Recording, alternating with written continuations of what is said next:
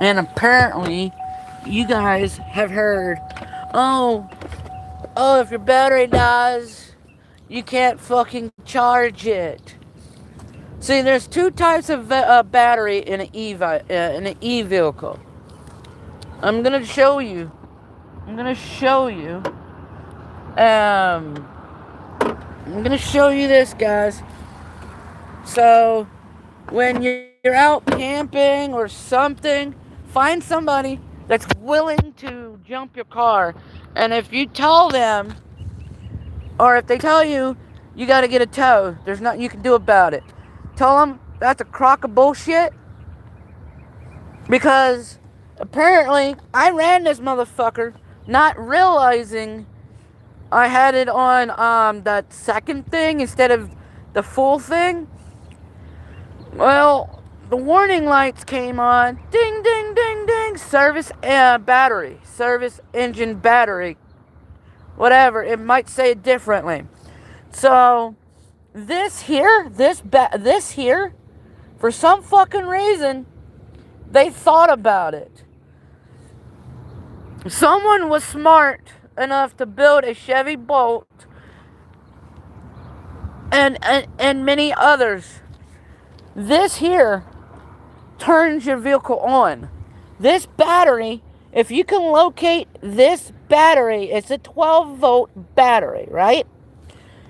That there turns on your computers, and those batteries that's underneath the car only propels it. It's like a gas tank, put it that way. So when you're charging, it also puts charge on here. But I'm going to run to Walmart later on today and get me one of them battery packs that you plug into a lighter, let it charge up, let that bitch charge up. So if I do have the same scenario, at least I don't have to pay $125 for a tow truck to come out and jump me. So I have that taken care of. So if anybody that has an e-vehicle or similar, you can jump. A guy, older set guys, about in their high 50s, almost 60s, they got on their phone and says, can you jump a Chevy Bolt? Yes, and you can hear it say, locate the 12-volt battery. Yeah, and your positive is under this. So you would have to have something to open this up so you can get into there to charge that, so you can get to a charging station safely. So yeah, you can charge or jump an e-vehicle. So all that other bullshit, you can't. Go fuck yourself. We're exposing the lies slowly but surely. So if you just got an e-vehicle and your car died because of this battery,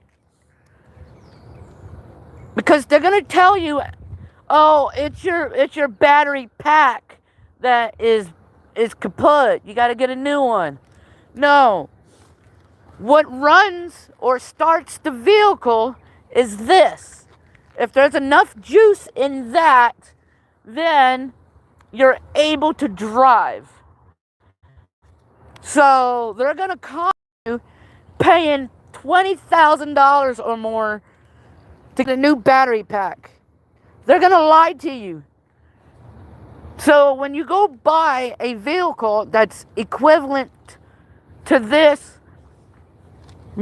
open the hood and look for a battery. If it doesn't have battery, then fuck that car. Go find you another one.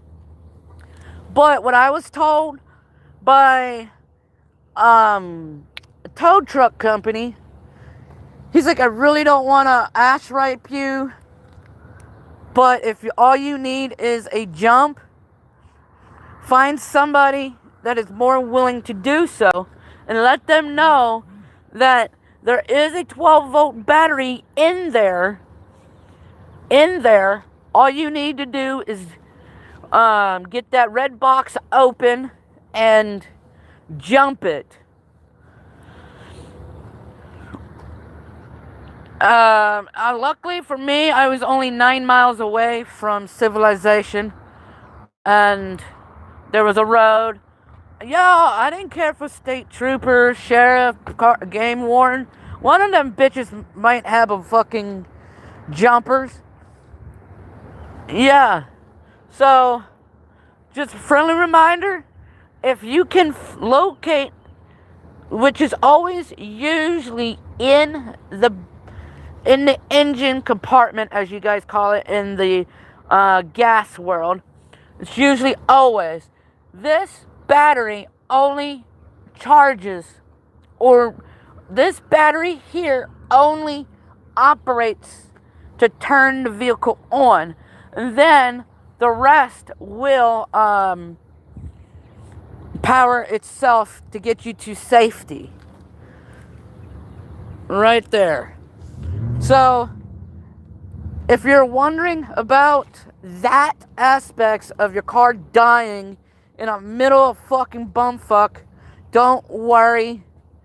This here will save you if you can find someone that's willing to give you a jump. So, just remember, more than likely, it's this battery that went out. Always try to locate this 12-volt Walmart battery. I don't know if that's a Walmart battery, but you can go to Walmart, get yourself a new battery if you think it's going to go bad again. Or if you want to chance it, get yourself a battery pack, a travel size, whatever, and have that bitch charged, knowing the fact that you will have capabilities of driving. So, don't listen to these morons that want you to spend $20K or $13K on a fucking battery pack that your car originally came with. But obviously, I was told a cheat sheet by a tow truck company. So, I was sleeping, trying to get some warmth. I didn't think anything of it.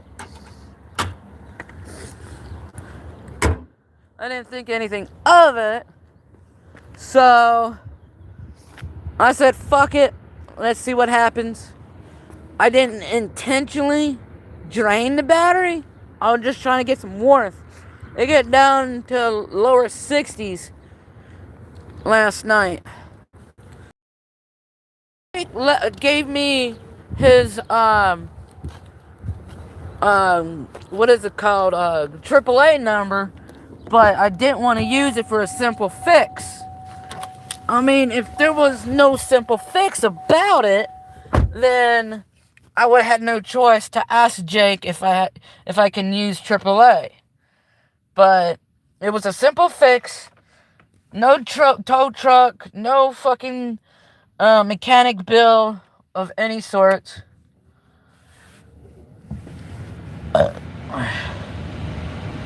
We don't want AC, we want heat. Fucking shivering a little bit. But we're good. We are fucking good. So, like I said, if you have an e-vehicle, locate the 12-volt battery. And if you cannot locate it,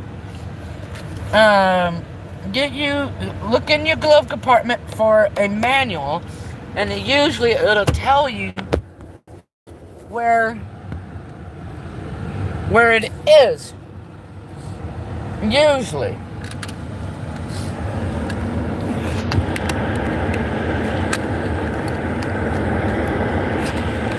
So yes, all vehicles are capable of being jumped. It's the mere fact that a company will try to sucker money out of you, knowing the fact your vehicle is equipped to be jumped. To be honest with you, that fucking sucks. That majority of Americans or people across the world has been ass fucked because they didn't know that there is a separate battery that turns your vehicle on. Then it doesn't use that per se. So I'm going to show you two things about this vehicle here that most e-vehicles may have. Okay, I'm shutting her off. Okay, it's shut off. Now, if you don't press the brake like it tells you, like if it tells you to press the brake to start the vehicle. Well, if you hold this down, it's saying press the brake. I did not press the brake. You'll see that little sign. That means it's on, but not functionable. It's not functionable to drive right now because you didn't press the brake. So if you have that on, it's running the 12-volt battery. And I did not know that. The tow truck driver explained it to me over the phone. Did you not press the brake, but hold the start button? I was like, yeah, I hold the I didn't hold the brakes. I just hold the button down. He said, that's your problem. You ran the juice out of the battery. If you can find somebody to jump it, you'll be fine. So, yeah, that's what happened. That's what happened is that I didn't press the brake, but I hold the button down. I don't know what the fuck you guys call that. I don't even know how to look that up. But to get the appropriate name for it.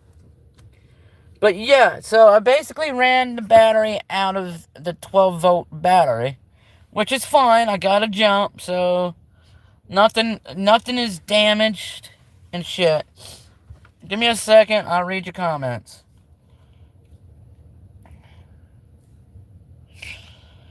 So later on today, I'm going to get me a little jump pack and keep that just in case if it ever happens again.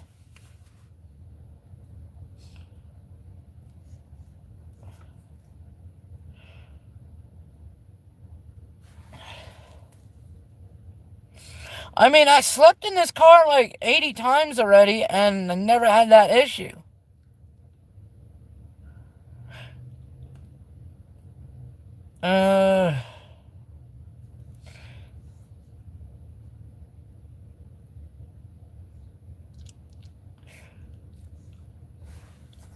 Yeah, the tow truck driver's like, we're not going to have anybody till 10. We're not going to have anybody till 10 in the morning. So it's best for you to find somebody with a jumper cables. And they were all saying the same thing. You got to call a tow truck driver. You got to call a tow truck driver. I just did. They said if I can find somebody to jump it, you're better off that way. I was like, how am I supposed to jump this e-vehicle? He's like, well, pop your hood, locate the 12-volt battery that you usually get out of O'Reilly or Walmart. And I said, okay, there's a bracket there. He's like, well, if you can find somebody that has tools to get that part off, then you should be alright. And voila, he jumped it. This dude jumped it, and fucking car lights and shit went on. And he said, start it. And it fucking voila. He's like, is it starting? I said, this thing is very quiet. Very quiet. Yeah.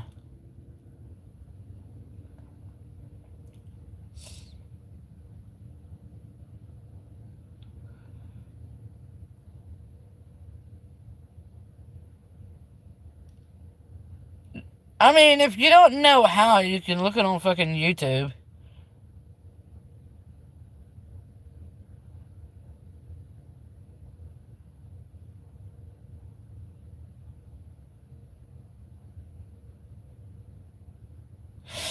Bro, come on, dude. 217, shut up.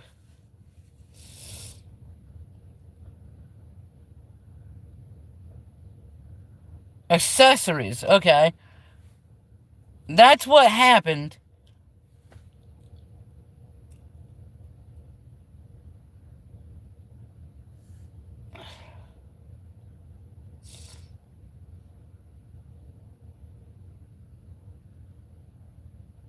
A fucking socket wrench, buddy.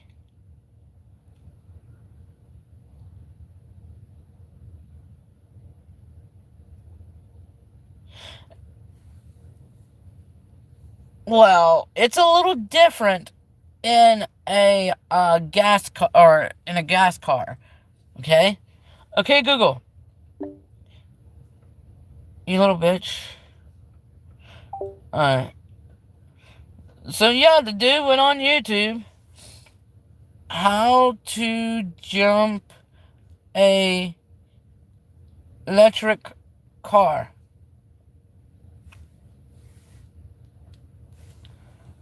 Because I'm sure you've watched our video walking you through those steps. But that's for a regular car. But what happens when your electric vehicle won't turn on, even when you know there's plenty of juice in the main battery pack? That means your 12-volt system has run down. How could this happen? Well, there are a number of ways. You could have left the car sitting for an extended period of time. There could be a fault in the car's charging circuit, but none of that matters right now. What we're going to do is teach you how to get moving again by jump-starting your electric vehicle. So basically, this is very similar to the way in which we would jumpstart a traditional automobile. Now, step one means that we park a vehicle with a healthy battery next to the EV. I mean, you do kind of feel stupid for not realizing it. You kind of do feel stupid. Especially if it's too late and you paid X amount of money to get it started again. Because you got lied to. Step two, it's a smart idea to toss on the parking brake so neither vehicle rolls into the other. Step three, take a look around and make sure anything that could drain your batteries, like your headlights or interior lights, is switched off. It's time to grab those jumper cables. For step four, first, connect the red or positive cable to the discharge battery's positive terminal. Take the positive or red cable on the other end of the jumper cable and attach it to the positive terminal on the healthy vehicle. Step 5. Take the negative or black cable and attach it to the negative terminal. I mean, it feels stupid. I feel quietly stupid. And attach the negative cable to an open bit of metal that will serve as a ground point. This can be an exposed bolt or actual metal on the car. Step 6. Take a moment to double check that all the connections are good and the cables won't slip off. Also, make sure the actual jumper cables are free of any moving parts like fans or belts when you're using a gas-powered vehicle to jumpstart. Step 7. Time to fire up the healthy vehicle. Step 8. Now, try and start the EV. There we go. Keep the cars connected and keep both of them running for a bit to get some juice from the healthy batteries into the batteries of the previously dead vehicle. Step 9 involves removing the cables, but in the reverse order in which you put them on there. So take off the negative from the EV, then the negative off the healthy car. So yeah. It's pretty much, yeah. How to jumpstart a vehicle with your Tesla. For those of you who've always wondered, can you jumpstart an old truck like this from a Tesla? This is the Tesla Model 3. Let's find out. So first, what you're going to want to do, you're going to... Okay, how about this? How to start or jumpstart a Tesla. How to start or jumpstart a Tesla.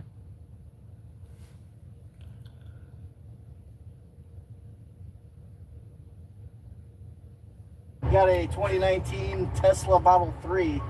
Body shop next door brought it in over the weekend. You can see it got smacked pretty good on the side. Oh, yeah. The problem is, you can't get in the vehicle with the key. Okay. So we're going to show you guys how to access a Tesla if the entire 12-volt system goes dead. So on the newer model here, you got this cover. You push in with your thumb, it'll pop out. Sometimes you got to use a little trim tool. Okay. Yep. There's 2 wires back here. Okay. These wires operate the latch for what Tesla calls the frunk. Yep. So we're going to make access to this vehicle. Mysterious fires. Wouldn't even know that was there. Now you're just gonna put power in. There you go. Okay. So now we're in. So you got to pull this panel up here. That's easy. That's really easy. Okay. Pretty easy. There. You got a 2019 2023 Tesla Model Y. Completely dead battery. Unable to open the door or the front. Come here. I'll show you where you're supposed to jump this. So, yeah. So basically there's literally 2 types of batteries. One, there's the 12 volt runs the actual turning the vehicle on. And shit. Fuck do you want, faggot? Why are you gonna buy a jumper pack for a car that you don't even own, you dumb shit? What did you do? You went to Sleepy Buy with the AC running and your car died? Yeah, I used the accessory instead of the actual thing. Well, why are you being such a stupid stupor, dude? Why are you Because I was not thinking. I literally freaking thought if I had the accelerator or accessory on, the main pack would charge that. You know, I wasn't thinking. Obviously not. Why aren't you just at Jake's? Why are you doing Ubering in Tucson where your dog is? Well, I gotta have. You can go to Jake's garage where your dog is. Well, there's more And you money have a up bag. here than in Tucson. Oh, please. Can't be that much more. You're buying hotels. You're wasting all your money on hotels. Yeah. But yes, you can charge. Like I was saying, you can charge. You don't need to call a tow truck. You just gotta find somebody that's willing to jump you. You shouldn't even need to be doing that dumb shit, dude. You have a garage to sleep in. Yeah, well, that's over 130 miles. I'm not driving that every. Dumbass. I'm not driving that every day. Go back and then do Ubering. You can make money in Tucson. I'm not driving deadheading back. I'm not deadheading back to Tucson. I'm gonna wait until. Why? I'm gonna wait. Dude, you know how much it is in most of these, especially in the middle of nowhere. Tucson's a major city in America, dude. It's a major city. I'm not deadheading back to Tucson unless if I get a passenger. What do you mean dead? What is deadheading? What does that That mean? means not having a paid passenger, or if you're in the trucking world, a load to go pick up or getting paid. You spend $80 on hotels. You're wasting all your money. You're wasting all your money on hotels when you could just be working in Tucson, where it is a major city, and you have your dog there that you're supposed to be taking care of. And you're a fucking retard, dude. Why do I listen to faggots that don't know shit what I'm trying to do?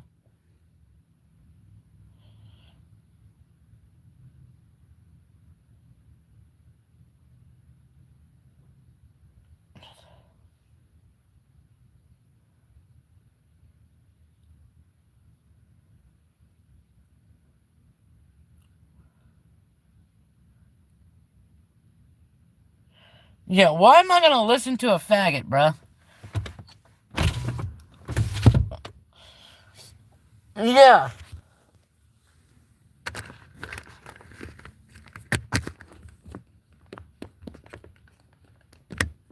Well, let's watch the people of Walmart here, bruh.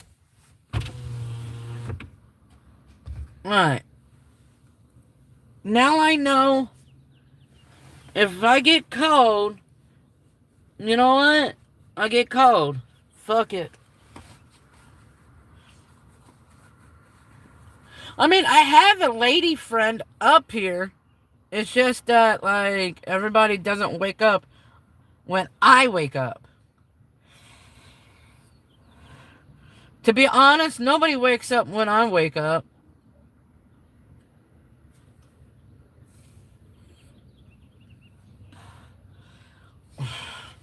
Dude, I was standing on the middle. I was I was standing on the side of the road flagging people with my little fucking light, cell phone light. And it fucking worked.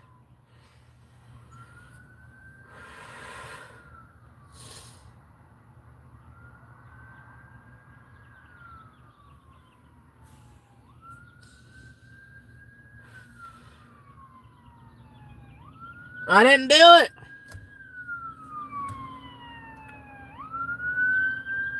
Somebody got pulled over.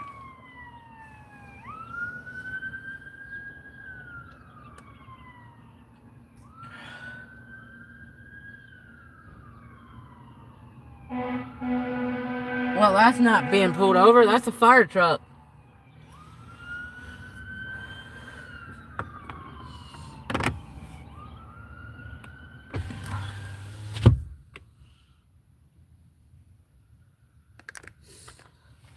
That's definitely a fire truck.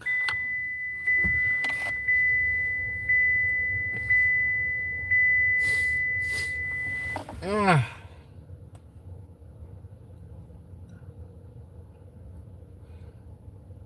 Bro, how cold is it? It's not even that fucking cold, but when you're in a vehicle, it feels a lot colder. But yeah. So if you're wondering if you can jump a fucking e-vehicle, yes, you can. Find somebody. Because this is what happened. I flagged one person. He says, I'm going to try to find somebody to help you, but still look for somebody. So, one of the state park, workers found somebody to, come over. Well, that was like maybe 40 minutes later. I flagged a different car. He's like, well, if your battery's dead, you have to get a tow truck. I'm like, no, it does. Yo, stop calling me. Yo, I'm just worried about your health. Yeah, you're worried about my health all of a sudden after fucking hating on me and all that shit? Dude, you got a weird random streak under your left eye? What is that? You're fucking stupid.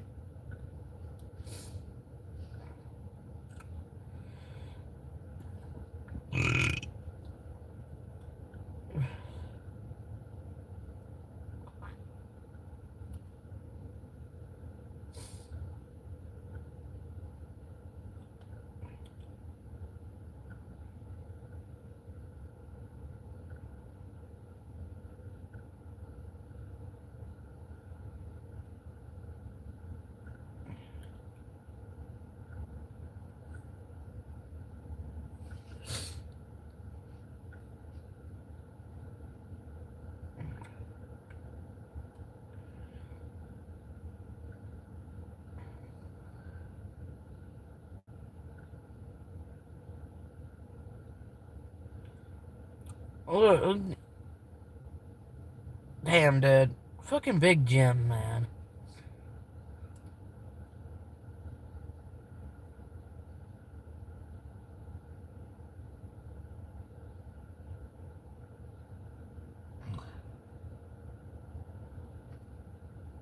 You press the button on your remote and it does. Hi, and welcome to another video by Jim the Car Guy. Today we're going to talk about what do you do if you try to open up your car, you press the button on your remote and it doesn't unlock. What do? There's no more locks on the vehicles anymore. You don't have a lock here and you don't have a lock on the other side. Well, don't worry about it. It's really not a big deal. It's fairly simple to get into it. As long as you have the key, we can get into it. Now, frequently what happens when a battery goes dead in the car, your remote won't work any longer because the battery is dead in the vehicle. So you need to get into the car so you can get the hood open so you can replace the battery or charge the battery or whatever you have to do. All right, so what you're basically going to do is you're going to take your key like this, and as you remember, there is no keyhole inside over here. I'm going to show you now how to open this up. So there is a key slot directly underneath here. So let me bring you a little closer. I'm going to show you how to do it, and we'll get this door opened up, and that'll be it. All right, so the first thing, let's get this down here so you can watch what I'm doing. Yeah, dude. Alright, hear this. Hear this. In many ways, we're kind of like the Boy Scouts. Alright, so, you know, usually everything is too late. You made your purchase because you made your tow bill, whatever. But listen to this for a second. Hi, I'm Jim, the I Am a Tesla Guy. Welcome back to the channel. I've been a Tesla Model Y owner for about 10 months now, and I've driven almost 15,000 miles. And I've met a lot of Tesla people. I'm involved in all the Tesla communities, and there's one defining characteristic that I see virtually across the board from all Tesla owners, which is we like to plan. We like to plan for absolutely anything. In many ways, we're kind of like the Boy Scouts where we want to always be prepared. And we plan because we're in an electric vehicle, and you can't just pull up to any corner and fill up your car with gas. You have electricity, and those charging stations aren't everywhere. So we do as much planning as we can. We use a better route planner or PlugShare to know where we need to be. We also carry a whole myriad of adapters with us just in case. The Tesla doesn't come with a spare tire, so we better prepare for that too. So what do? Well, we buy and store tire plug kits, small portable compressors. We even buy those hockey puck things for jack pads so we can safely lift our car if we need to. And some of you even go as far as purchasing and storing and carrying with you a full-blown spare tire with you just because you want to be prepared. But one of the things that we rarely talk about is what happens if your 12-volt battery goes dead. Now some of you might be saying, what do you mean 12-volt battery? The whole car is a battery. I don't have to worry about it. But Tesla, all Teslas have a 12-volt battery, just like a traditional ICE car. And you would be surprised just how much of your car runs off of this 12-volt battery. Now, normally your car is charging that battery, but it is not impossible. In fact, many people have reported that their 12-volt battery has gone dead on them. And when your 12-volt battery goes dead on you, you lose access to your car. Your car remains locked, and because of how the locks work, you need the 12 volts. You cannot get into your car. So if this happens to you when you're on the road, you are absolutely stuck, right? Well, simply jumpstart the car like you would normally jumpstart a car, right? Get access to the 12-volt battery, put a 12-volt source on it, you're good to go. The answer is yes, you're absolutely right. But your 12-volt battery is inside the front of your car. And in order to get into the front of your car, you have to pop your frunk. And in order to pop your frunk, you need 12 volts. So how do you deal with that? Well, I have a simple solution for you, and it involves this.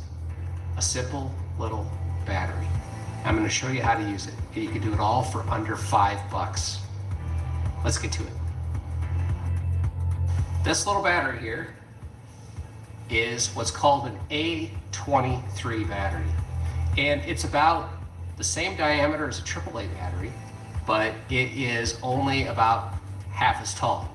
But what makes this different from a AAA battery is that it actually outputs 12 volts instead of a normal 1.5 volts that you might get from a AA or AAA I'm gonna battery. get that then. So how is this gonna help you? Well, the answer lies in that thing that little round circle that's on the front of your Oh. car that is supposed to be for a tow hook. And the tow hook's actually in the bottom of your frunk, but it has another purpose. If you reach down and you pop open that tow hook, you will notice on your Tesla that there are 2 terminals attached to the plastic cover.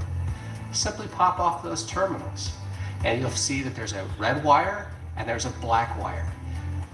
Take your battery, put the positive end on the red wire, put the negative end on the black wire, boom, your frunk will open for you, which will allow you to gain access to that 12-volt battery where you can either get a jump from somebody to help you unlock I think the he doors, said 823. or have another 12-volt power source, but you can get in and you can get it replaced.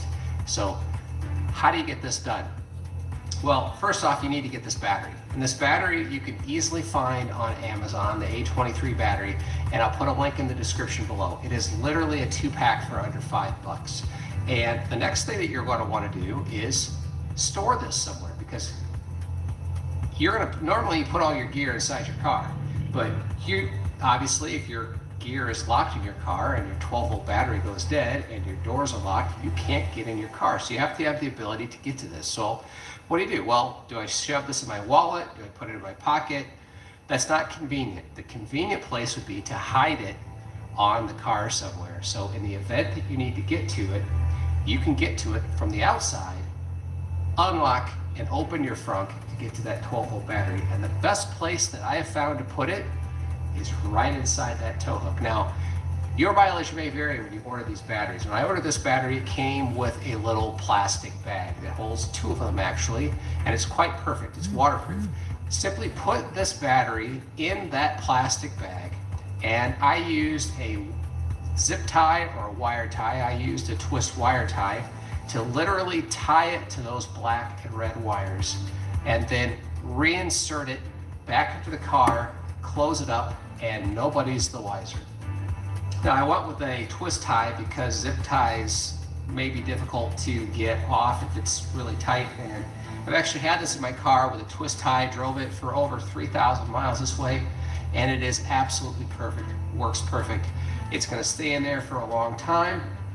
If my 12-volt battery ever goes dead, I know what to do. I pop the little tow hook, I pull this battery out. So yeah, all vehicles have a Walmart O'Reilly battery or whatever you get your fucking batteries from. They all have it in there, so don't listen to majority of other people, because like me, I thought like, yeah. And the tow truck driver or company said, yeah, I'm gonna lose money for towing this, but don't feel stupid, which I did. You can find somebody to jump your vehicle. Explain to them you can. There's 2 types of batteries. One is to actually get the car started. One's a 12, and I forget what he said. But tell them it's not the battery pack. It's the 12-volt battery that you get out of Walmart that needs to be jumped to get the car to actually moving. You have to jump to 12-volt. So, yeah. So, don't worry. You're fine.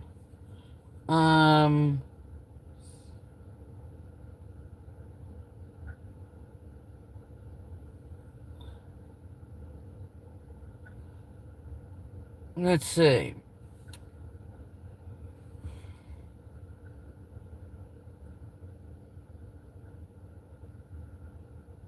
Myth.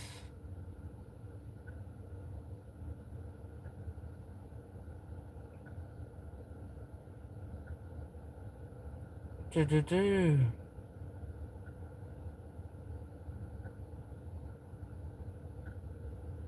Alright, just give me a second.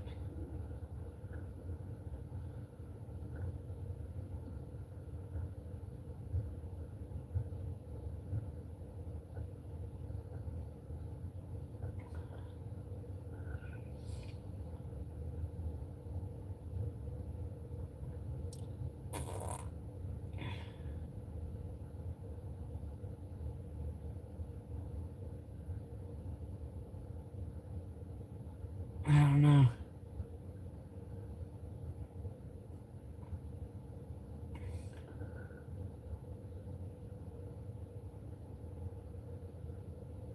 Hold on, give me a second.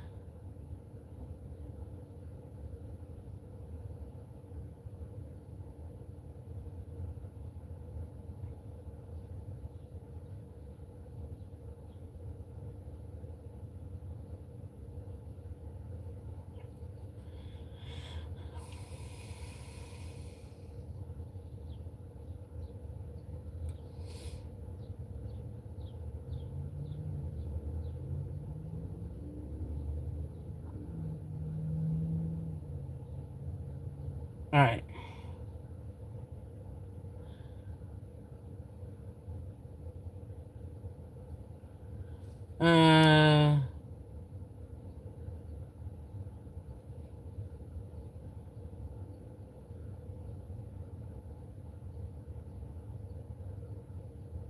Alright, Hey, hold on. trucked up guys and gals, if you've checked out any of my past videos and looked in the comments, you've likely come across some interesting monologues on EV batteries. Things like, your batteries will be dead since they're crap and the replacement cost will bankrupt you. Or others like, they freeze up in the cold and your truck will be wrecked in the middle of winter. Enjoy being stranded, loser. I'm happily going to address the top 5 of these colorful narratives, plus bonus insight into one of the most misleading and common pieces of FUD out there. There's hype and there's reality. So let's find out which is I which. found the reality. Totally trucked up.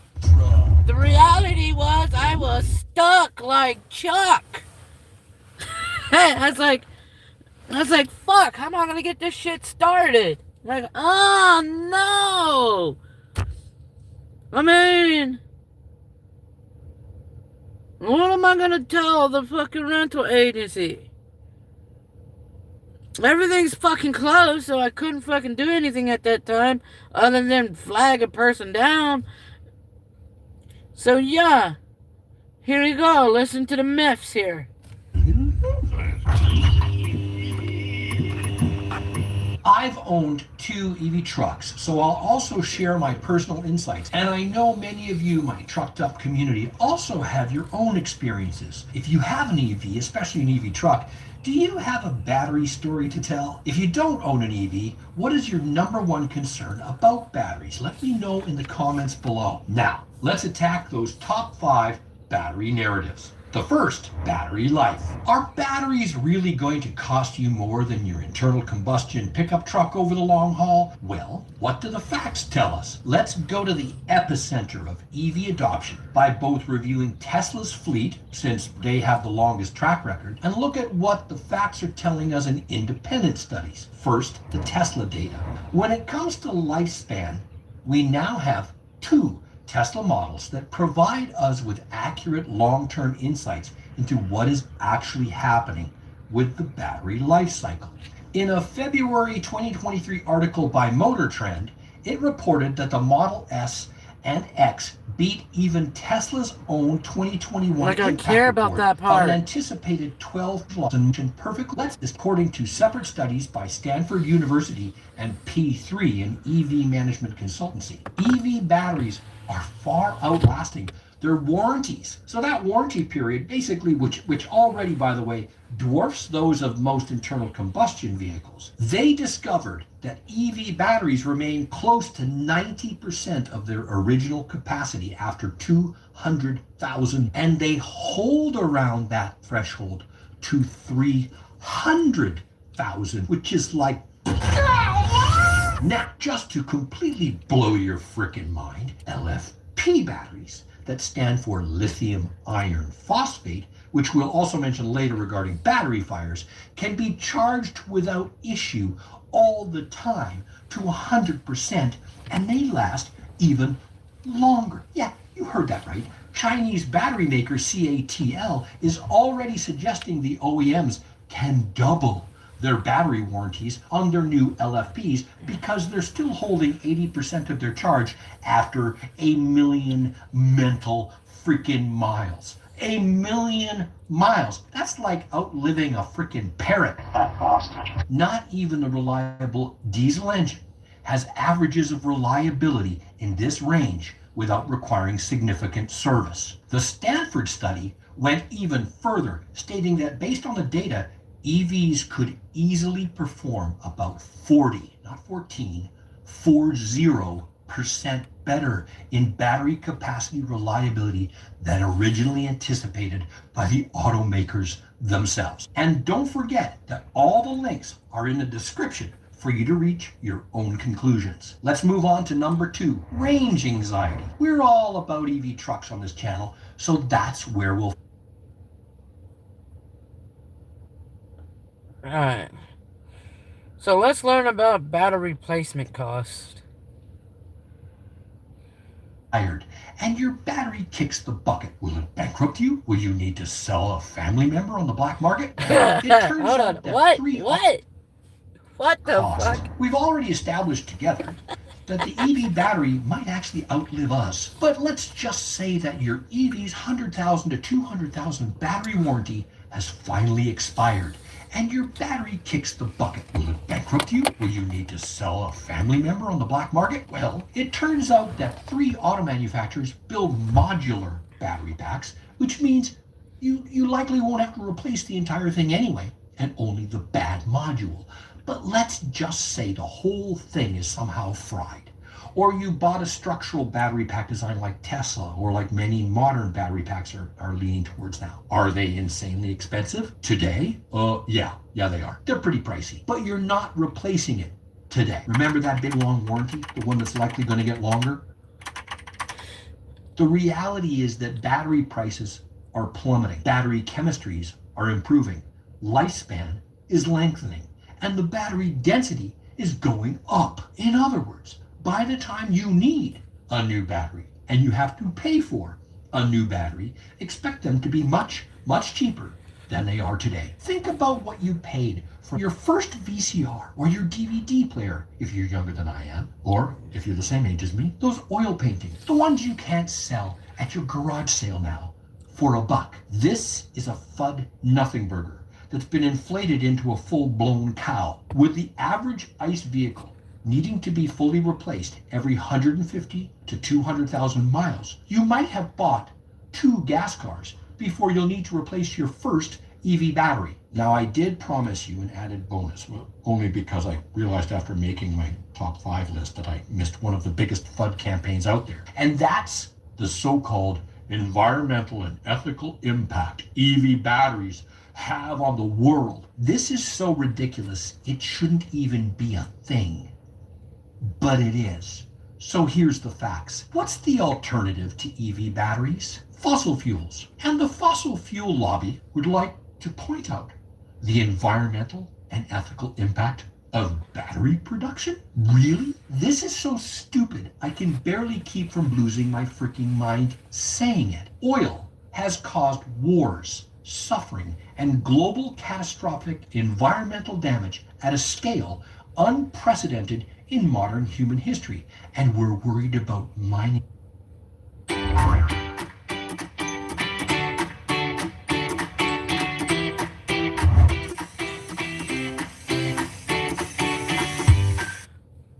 Don't fall for this.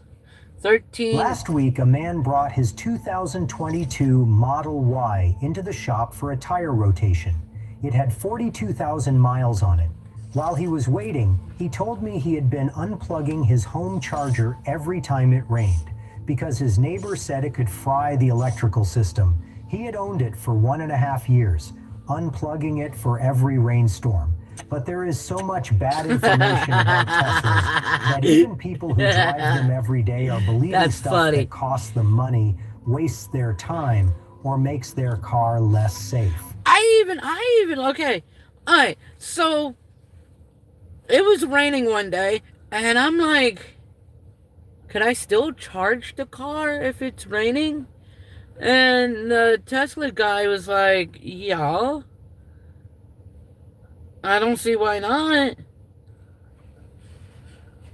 So here are 13 Tesla myths that need to die. At least 2 of them are ones that Tesla fans get wrong too. Number 1, Teslas catch fire more than gas cars. This one drives me up the wall because it is based entirely on viral videos. You see one Tesla fire on the news and suddenly everyone thinks these things are rolling fire bombs.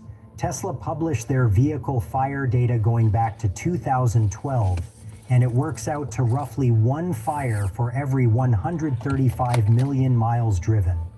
For regular gas-powered cars, it is 1 fire for every 17 to 19 million miles. That means gas cars catch fire at roughly 7 to 8 times the rate of Teslas per mile driven. And it is not just Tesla's own data backing this up. A study using National Transportation Safety Board numbers found that gasoline vehicles experience fires at a rate of about 1,500 per 100,000 vehicles. Electric vehicles are about 25 per 100,000. To be fair, when a battery does catch fire, it burns hotter, and it is harder for firefighters to put out because of thermal runaway. So electric vehicle fires are more dramatic when they happen, but they happen far, far less often. The dramatic footage is exactly why people overestimate the risk. But this next myth is the one that had my customer unplugging his car in the rain. Number 2, you cannot charge a Tesla in the rain. This sounds like it should be true. Water and electricity do not mix. But Tesla engineers obviously thought of that. Superchargers and wall connectors carry an IP65 waterproof rating, fully sealed against dust, and protected against water jets from any direction. Most supercharger stations do not even have roofs, and that is on purpose. They are designed to work in a downpour. No electricity flows until the car and charger complete a digital handshake, confirming a proper connection. Every Tesla charging system includes ground fault protection, the same technology that protects the outlets near your bathroom sink. Tesla sells cars in Norway, where it rains roughly 200 days a year. They designed the system for exactly that. The one exception is Tesla's mobile connector. That unit is not rated for heavy outdoor rain. But your wall connector at home and every supercharger on the road are completely fine in any weather. Number 3, you need to fully charge to 100% and drain to 0 every time. If you're doing this, stop today. This advice is a leftover from the 1990s when nickel-cadmium batteries had a memory effect. Tesla uses different battery chemistries depending on the model, but they are all lithium-ion, and none of them have a memory effect. Tesla's own manual says there is no advantage to waiting until the battery is low before charging. The sweet spot for daily driving is between 20% and 80%.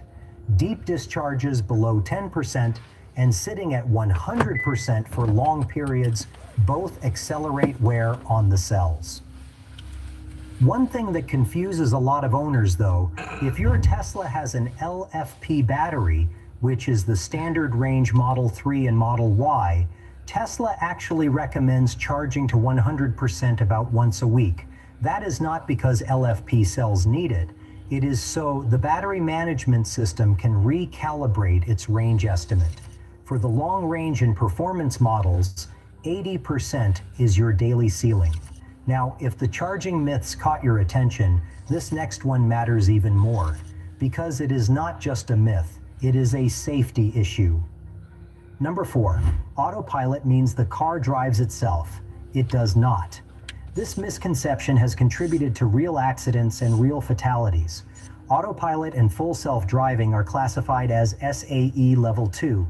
That means partial driving automation. Your hands stay on the wheel, your eyes stay on the road. The car can steer, accelerate, and brake in its lane, but you are the driver at all times. Tesla's own crash data shows a safety benefit when the system is used correctly, about 1 crash per 7.44 million miles with autopilot, versus 1 per 1.51 million miles without it. But NHTSA has investigated dozens of crashes where drivers treated the system as full autonomy. In late 2023, Tesla recalled all vehicles equipped with autopilot, acknowledging that driver engagement warnings might not be enough to prevent misuse. The system is now labeled FSD supervised, which is more accurate. If someone tells you their Tesla drives itself, correct them. It could save a life. Right? Speaking of saving, let's talk money, because this next myth is costing people thousands.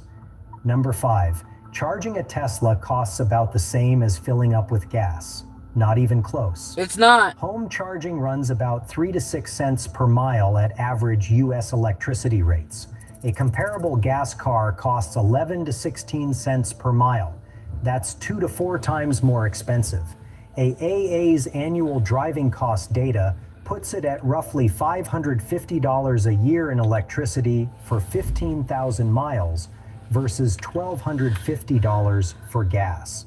Over $700 back in your pocket every year. And about 80% of Tesla charging happens at home, where rates are lowest. The only time this changes is if you exclusively charge at superchargers, paying 25 to 50 cents per kilowatt hour, where costs can creep toward gas territory. Yes. But that is like saying restaurant food costs the same as groceries. True if that's all you eat. Not how most owners actually charge.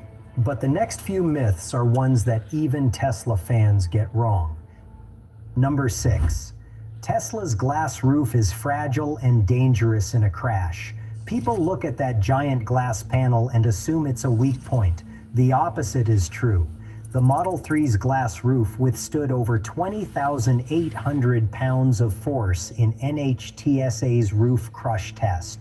That's more than 5 Model 3s stacked on top of each other. The Model S actually broke NHTSA's testing machine because the equipment couldn't generate enough force. There are documented crashes where SUVs have landed on top of Model Y roofs and the occupants walked away. A massive tree fell on a Model 3's glass roof and the passengers were uninjured. That glass panel That is would one scare of the the shit out of me. strongest parts of the entire And seeing car. a full This blown next one is that the would myth scare the that shit out of stops me. more people from buying a Tesla than anything else. Number 7. The battery dies after a few years and you are stuck with a giant paperweight. This is the number one fear among prospective electric vehicle buyers, but the real-world data tells a completely different story. Tesla's 2023 impact report shows that after 200,000 miles, Model S and Model X batteries retain 88% of their original capacity. Model 3 and Model Y retain 85%. A 2025 Swedish study testing over 1,300 used electric vehicles found that 80% still had over 90% capacity remaining. According to Recurrent Auto, only 2.3% of all electric vehicles have ever needed a battery replacement. For vehicles built from 2016 onward, it is less than 1%. Check your Tesla warranty page and you will see 8 years of coverage, from 100,000 to 150,000 miles depending on the model, guaranteeing at least 70% capacity retention. The vast majority of Tesla batteries will outlast the rest of the car. Number 8. Supercharging frequently destroys battery health. This was the conventional wisdom for years, even among EV enthusiasts. A massive study just proved it wrong. I mean, out of the 2.5 weeks of having this vehicle, I have came to, let's say, understanding that they want you to charge at a supercharger at these stations instead of your house. Because if you think about it, when you plug it into your house or wherever, it'll say it won't be done charging till, like, I don't know, let's say today, right? Let's say it won't be done charging till 1:30 tomorrow a.m. That's a crock of bullshit. But you also gotta keep in mind, not everybody's doing Uber or some type of rideshare or deliveries. So the outcome will be a lot different to compared to the normal Americans that go to work, go get their groceries, and whatnots. You know, I don't think they had it in mind where an Uber driver or rideshare companies would, it was kind of abusing the battery, if you think about it. But nobody really thought that outcome. But if you base it off the general Americans, how many miles do you drive per day or per week? And you gotta compare it to your basic needs before you actually buy one of these things. Like, yeah, granted, I keep this car running. And this car has a whole bunch of fucking miles. 99,553 miles. You can't expect it to be like new. You know, you cannot expect it to be like new. There's gonna be failures gonna be happening within this car. 99,553 miles. So you gotta realize and be like, oh, yeah, this car is gonna have problems. And how do you fucking overcome it? I don't know. You gotta wait until something fucking fails. And that's the part that most people are afraid of. Yeah. Recurrent Auto analyzed 12,500 Tesla vehicles and found no statistically significant difference in battery degradation between cars that supercharged more than 90% of the time and cars that supercharged less than 10% of the time. The results held across both Model 3 and Model Y. Tesla's battery management system, combined with liquid cooling and voltage regulation, actively protects the cells during fast charging. You might notice charging speeds slow down slightly after many supercharger sessions, adding a few extra minutes. Your actual battery capacity stays on the same trajectory regardless of how often you fast charge. If you're finding this helpful, hit subscribe. We cover Tesla maintenance tips and money-saving tricks every week. Okay, up to this point, those were myths from Tesla haters. The next few go the other direction. These are pro-Tesla myths that actually hurt owners by giving them a false sense of security. Number 9, Teslas need absolutely zero maintenance. I hear this one constantly from new owners, and it worries me every time. Yes, you eliminate oil changes, spark plugs, fuel filters, transmission fluid, and exhaust system work. That's a massive reduction. But Tesla's own maintenance page lists specific service intervals you need to follow. Tire rotation every 6,250 miles, cabin air filter every 2 years, HEPA filter every 3 years, brake fluid testing every 2 to 4 years, air conditioning desiccant bag every 4 years, brake caliper cleaning every 12 months if you drive where roads get salted. The big hidden cost is tires. Tesla's instant torque and vehicle weight chew through tires faster than most gas cars. Model Y performance tires can need replacement every 15,000 miles. Over 100,000 miles, that adds up fast. Annual Tesla maintenance still averages about $250 versus $1,500 for the average gas car. Consumer Reports found Tesla has the lowest 10-year maintenance cost of any brand at just over $4,000. Dramatically cheaper than gas, just not zero. Number 10, Tesla brake pads never need replacing. Regenerative braking does reduce mechanical brake use by up to 70%, and plenty of owners go 75 to 100,000 miles without touching the pads. That part is real. The problem nobody warns you about is rust. Since you use the physical brakes so rarely, moisture sits on the rotors and they corrode. In humid climates or anywhere roads get salted, this becomes a real problem. You can end up with seized calipers or rotors too corroded to function properly when you actually need them. Tesla recommends brake inspections every 12,500 miles and annual caliper cleaning in cold climates. One thing I tell every Tesla owner who comes through the shop is this: Every once in a while, especially after the car has been sitting, use the friction brakes intentionally. A few firm stops from 30 miles per hour will clean the rust off the rotors and keep everything working properly. It sounds backwards, but using your brakes more actually keeps them healthier on a Tesla. But if maintenance surprises you, this next one is going. Alright, let's try this one because this is actually a EV Chevy Bolt. Hey everyone, welcome back to Everyday EV and our Debunking Common Electric Vehicle Misconception video series. Today we are focusing on the battery lifespan and debunking the common misconception that electric vehicle batteries have to be replaced after only a few years. Specifically, the common misconception about 2 to 3 years. So for this video, this video is sponsored by our sponsor, Recurrent, and we'll dive further into their battery data reports later on in this video. But this video specifically targets the Chevy Bolt EV and the Chevy Bolt EUV. So as you guys may know, we actually had on our channel a Chevy Bolt for the last 2.5 years and about 25,000 miles.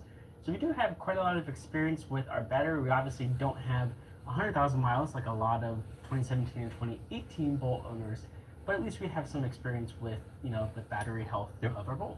Yep.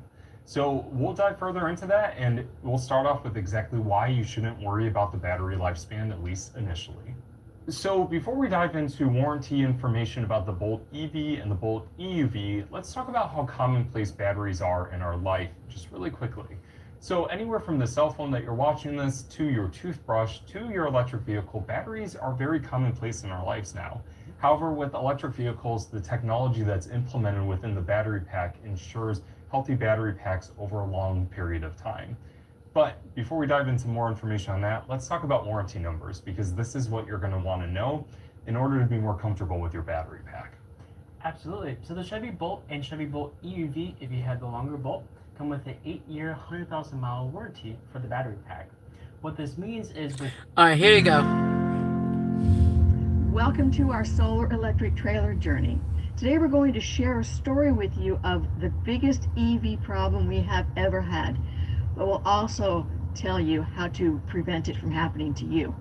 Yeah, let me start. So I was on a business trip to Puerto Rico, and as I came back, I got off the airport shuttle in the parking lot there, and as I was approaching the car, I reflected on the story that our hairstylist told us about her sister's EV that died at the airport. And so when I got in the car and started it up just like normal, I was very relieved that the car worked just fine. You know, one of the things that many people don't realize is that EVs have a 12-volt battery that's very similar to the 12-volt battery in a Vice, a vehicle with an internal combustion engine. Just like a Vice, it won't work, the car won't work if that 12-volt battery isn't charged. It can't suck power out of the big battery used to move the car without there being a charge in the little 12-volt battery. So I drove down the road, no problems at all, but on the way home I decided to stop at Circle K right by the airport. And Circle K! Pulled in after just a mile, and when I pulled in, I noticed the car seemed to stop differently. The thing shut down hard. Yeah. My top priority at that point was getting a soda, so I ran in, got the soda, and came back out, and I could not get that car to start. I couldn't get it to open right. I mean, everything was just dead. So I called Gail. So Devin called me to explain where he was, because I was kind of wondering. It was getting later at night, and he told me what was happening, and he asked me to come and try and rescue him using our battery that we keep in the garage. So because we only have the one car, I called an Uber, grabbed the battery. This is the battery we use.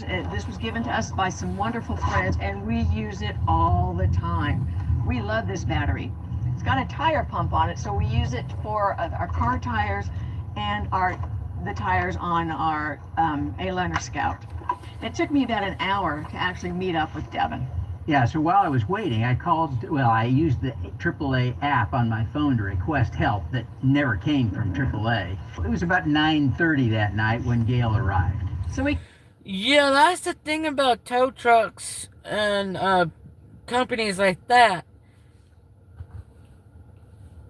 I learned that through my uncle in the trucking world, and there was a major miscommunication Luckily, I was well equipped to survive a negative 28 degree. I had coffee, we had a bunch of water, and I was warming up water every so often.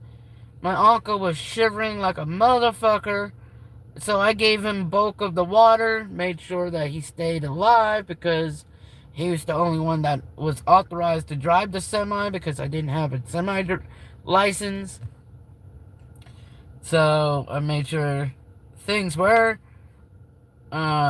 But he was dead set not getting a hotel that was right across the street on the interstate. So the company actually drove their personal tow truck, and that's why we had to wait a whole fucking night. And boy, when that sun came up, dude, I was like, wow. And get this, the sheriffs, the state troopers, they never fucking came out. They never stopped. They just kept driving. Like 8 of them, dude, that year. That was stupid. That's sad. When fucking even the police won't stop to see if you're okay. That's sad. Connected the battery to the 12-volt battery of the car to charge it up, and we waited 5 minutes, but we had no luck. So we waited another 5 minutes and still no luck. And so we tried this multiple times without any luck whatsoever. Yeah. Then we got very sophisticated and shifted to 10 minutes of charging between attempts to start the car. That didn't work any better. So we got more sophisticated and waited 30 minutes for it to charge the car. And this time we had some luck. We were excited. Yeah, so we got the car started. But apparently the juice doesn't flow from the big battery to the little battery until the car is in motion. I don't understand this. But we couldn't put the car in gear with the little battery attached to the external battery. So we had to disconnect. And when we disconnected, the car completely died. So we tried again. So we repeated the 30-minute wait, and we still had no luck. Yeah. So at that point, we realized that there were several nearby hotels. You know, we're right by the airport, and so there were a bunch of hotels within walking distance. So at that point, we tried to get and got permission from the Circle K folks to let us leave the car there overnight. You know, we didn't want the car towed on us, so we got permission. So we walked to the nearest hotel. They would not let us, they would not rent a room to us because we were Jacksonville residents. And they said, no luck. Yeah. So we walked to the next hotel, and thankfully they gave us a room and we crashed for the night. Yeah. We had a full day planned the next day, so we got up early so that we could get going. Yeah, so I called auto parts dealers until I found one that had a battery that would work, Ubered over, picked it up, Ubered back, and got underway. So Devin installed the battery himself using YouTube, and we love YouTube videos. It's great for us. Yeah. We learn a lot. But YouTube Academy, bruh. There's nothing like YouTube Academy, bro. When shit happens, fuck going to college, bro. You learn all types of good shit. That's what you call street knowledge.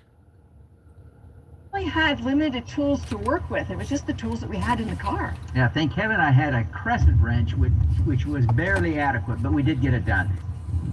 The interesting thing was the battery didn't fit very well. That was a little bit troubling, but the auto parts store offered us a rebate if we would bring the old battery back. So the first thing we did was to go back there, and I asked the guy why the battery didn't fit very well. Well, he had sold us a battery that fit a Chevy Volt. Our car's a Chevy Bolt, so we needed to get the right size battery, and they didn't have any in stock. So they said they would order one for us and to come back in the afternoon to pick it up. So we did. We went back in the afternoon. Busy, frantic day. Yeah. We went back, and they were very gracious. They didn't charge us for the difference. The Bolt battery is a little more expensive than the Bolt battery, and they did swap it out for us. It was fun to watch them do it because it took them about 5 minutes to do what it had taken me an hour to do. Well, they had the right tools, and this was not the first time they've ever done it, so that was great to see. We spent about $200 on top of the battery, but we also spent about 8 hours dealing with this problem. But it could have been much worse. Yeah, you know, we both spent 8 hours on this. I mean, a lot of man hours went into this at our house. But imagine how much worse it could have been if this had gone out in bad weather, a more remote place, if it had died in a bad part of town. I mean, all kinds of things could have happened that would have made this really a dangerous, scary situation. So you really don't want to have this happen to you. No, no, no, no. So you're probably wondering how you can prevent this from happening to you. Buy a new battery before the old battery dies. There are 2 ways to determine when your battery's lifespan is about over. There's an easy way and a hard way. Devin will explain the hard way, and I'll explain the easy way. And the hard way isn't very hard, but if you use a voltmeter to test the voltage after a decently long drive, at least 20 minutes, so the battery... Yeah. It's word of the wise, don't sleep with the vehicle on the accessory. Word of the wise. If you wanna sleep, I don't know, dude. I thought I was doing a cheat sheet, but I don't know.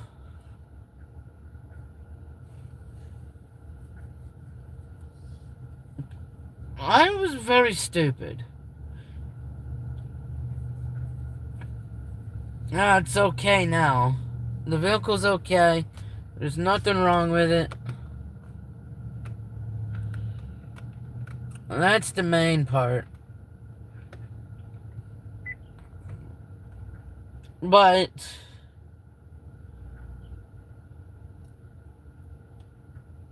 I could just simply go in there and buy me a $30 battery pack. So if it does happen, at least I could fucking get this thing up and recharge it. Because this is what I was under the assumption of, though. I was really under the assumption, so it doesn't matter if I have the car on accessory or fully on. Because the battery pack that's underneath the car is going to charge that 12 volt.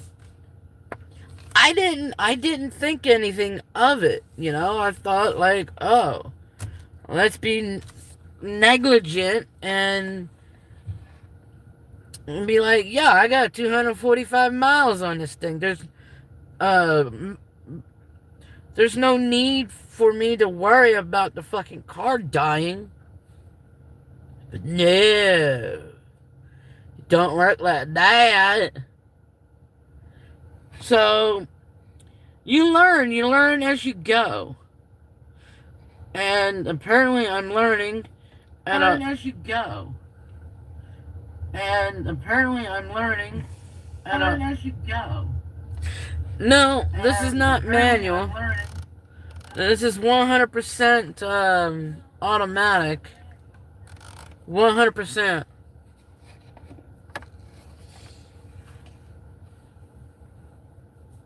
I mean, I have the car running. This is 100% running. It's not on accessory.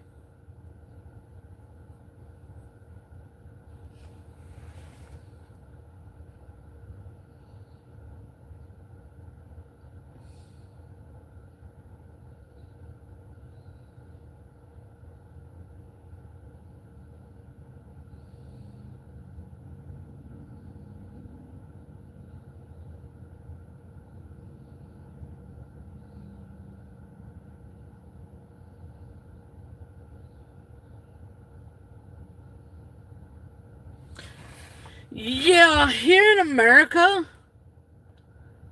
good luck good luck and hope for the best. Because common decency, common courtesy is out the fucking window. Because the media gets us to not trust one another here in America. And I like your fucking Sky News coverage. The Sky News, I love that channel 100%. Lefty's losing it.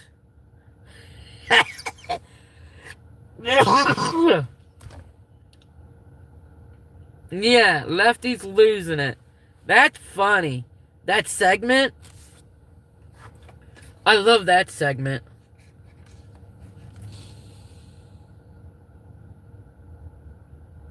Well, I ran the battery out, thinking that the big battery pack that this car is built on would not. I was like, you know what, 250 mile range? There's no way in hell this car's gonna fucking die. No way in hell. It's electric. It's gonna recharge itself. Guess not. And it was like 4 o'clock this morning. I heard, because I wasn't really sleeping, but I was dreaming. And get this. Within my dream, it was telling me to charge it. So I stopped in my dream. I pulled over to a shop. I said, hey, can I charge my car? And about maybe, I don't know how long into my dream, in that dream,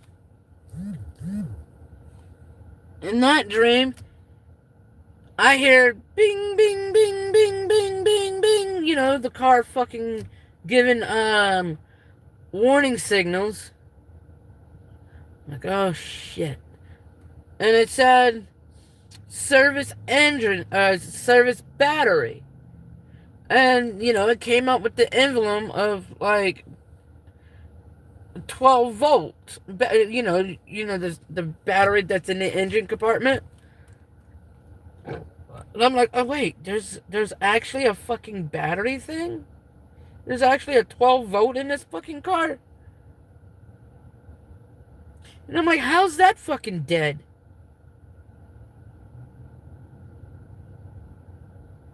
I'm thinking to myself, that's not right. That is not right. How's that fucker dead?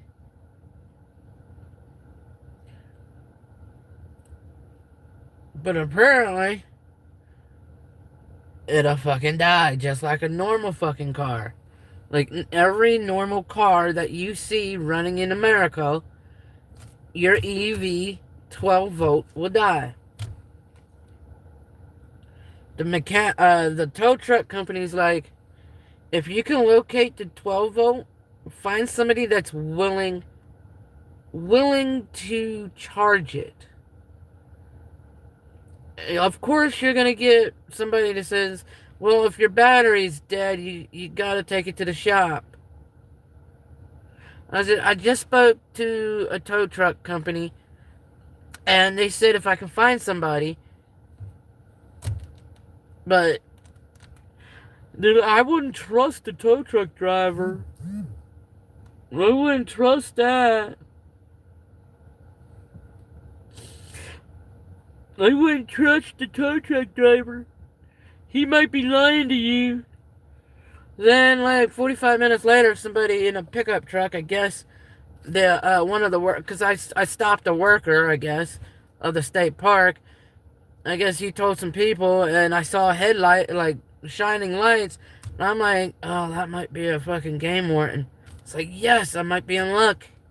No, it happened to be a shop worker that worked on the state property, or the, whatever you fucking call it.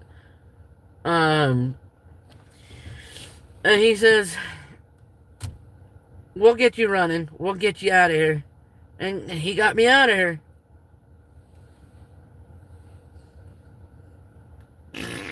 Hell yeah. That fucking thing started right the fuck up. He connected everything back together. Says, I'll follow you to Walmart. Dude, I was doing 60 in a 50. I was trying to get to the Walmart before this thing died, which it didn't die. So within that video that I played, so in order for it to recharge in motion, you got to be in motion, just like what they said. Basically, it acted like an alternator. Yeah. See, I never driven long term a EV.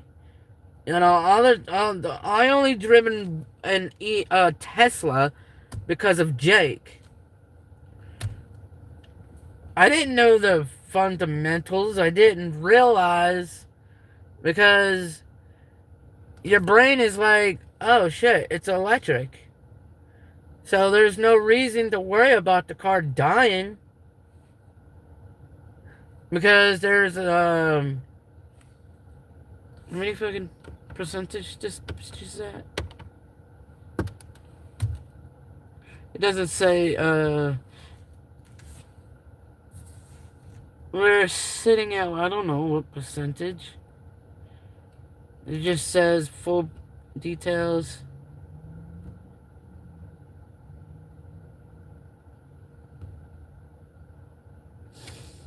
It doesn't say, it just says a full battery.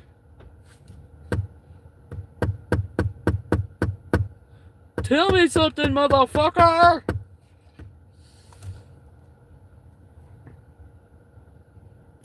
So, to sum things up, as long as you got a 12-volt battery that you can get from Walmart, etc., you can fucking jump the car.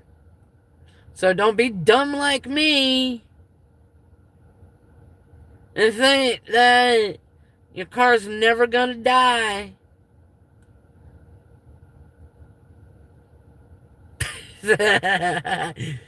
Yeah, I really fucking thought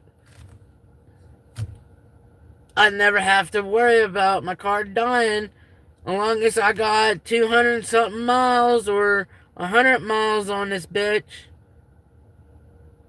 Nope, don't work like that. Reality sucks. Reality hits different for different people.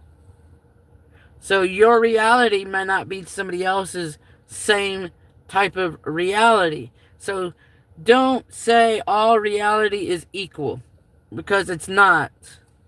My reality just hit.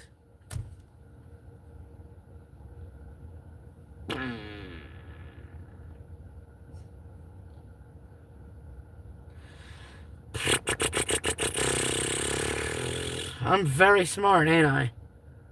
Yeah. I can't believe I had that in my mind. Like, I got nothing to worry about. Nothing. It ain't gonna die. The battery ain't gonna, like, go kaput. Because I have 245-mile range.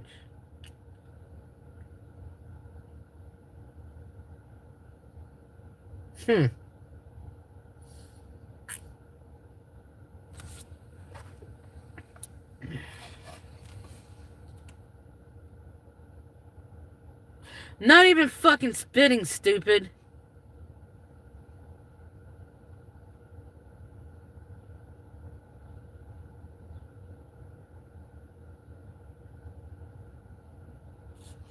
Well, you gotta understand, though, there's not gonna be too many electric car drivers at, like, 3 to 4 o'clock in the morning in the middle of nowhere.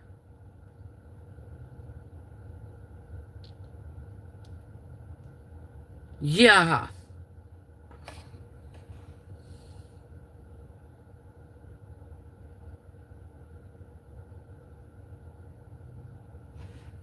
Yeah, I did. I did. They weren't going to be out till 11, and then they wanted to charge $125. It's like, fuck.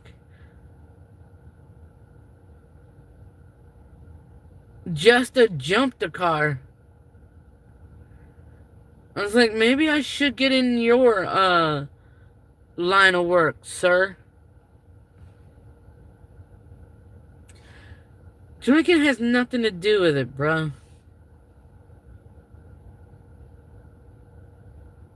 Yes, very bright. No, they sell a card, little battery pack that has jumper cables. Not only that, you can use that to charge your phone and whatnot.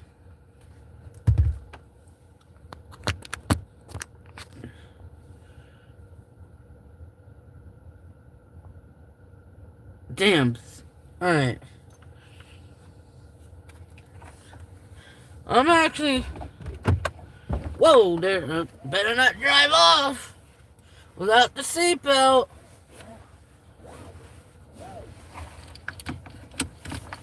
Even though I'm in a Walmart parking lot, there's a sheriff that just... Alright, so we're gonna just drive around, act like we got no fucking common sense. Oh, why am I doing it? Why am I doing it? There's a sheriff right in front of me.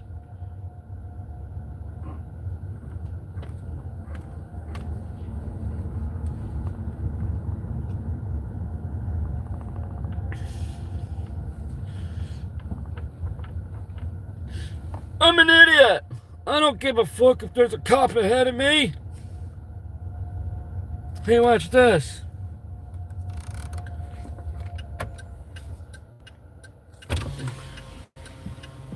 I'm gonna talk to him. Hey!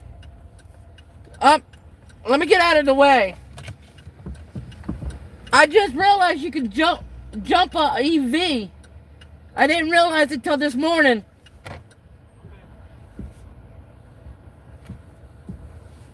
I'm an idiot.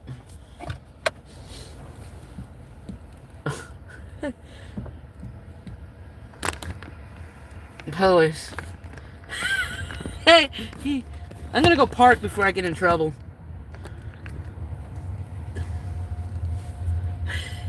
Okay, alright. I'm done. I'm done being stupid. But I'm not gonna be parked all the way back this way. We're gonna go find a closer fucking parking lot.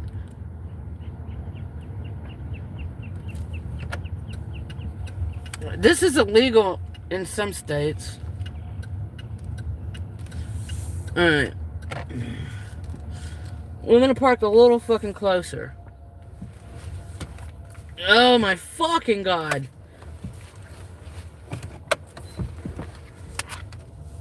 Yeah. I was trying to get close to him and talk to him.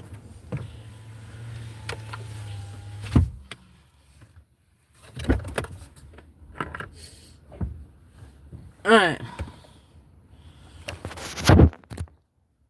Okay. We're gonna go to the automotive center because it's worthwhile having it. What the fuck did I do?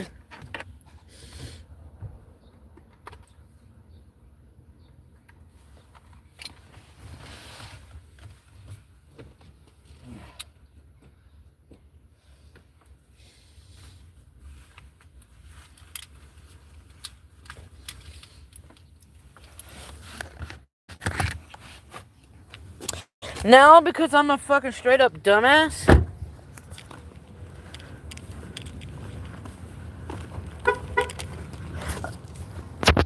Cancel.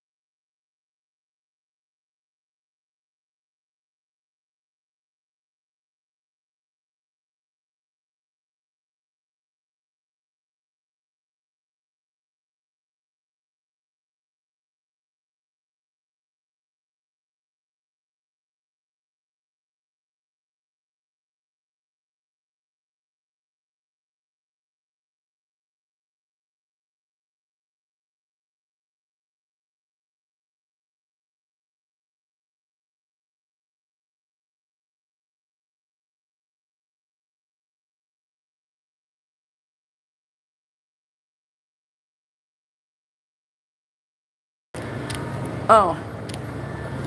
Hello. Do you know where your automotive is? Far right hand corner. Sorry for having you guys muted.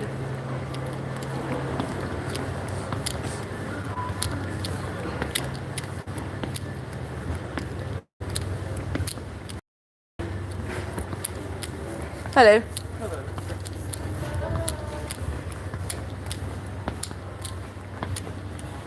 I think he was writing a trespassing ticket for somebody.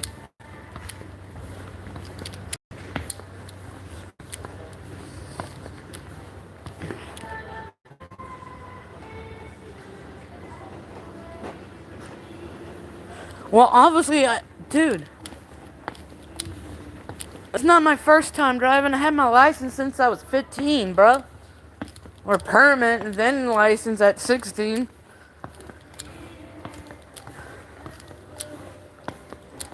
You couldn't really drive without a respectable person that was, what, 21 or older? Alright. Yeah, as long as you got a 12-volt battery, you can charge that motherfucker. I love this song. Alright. Hey, hi. Do you get the automotive? I do not. There should be somebody over there. Alright.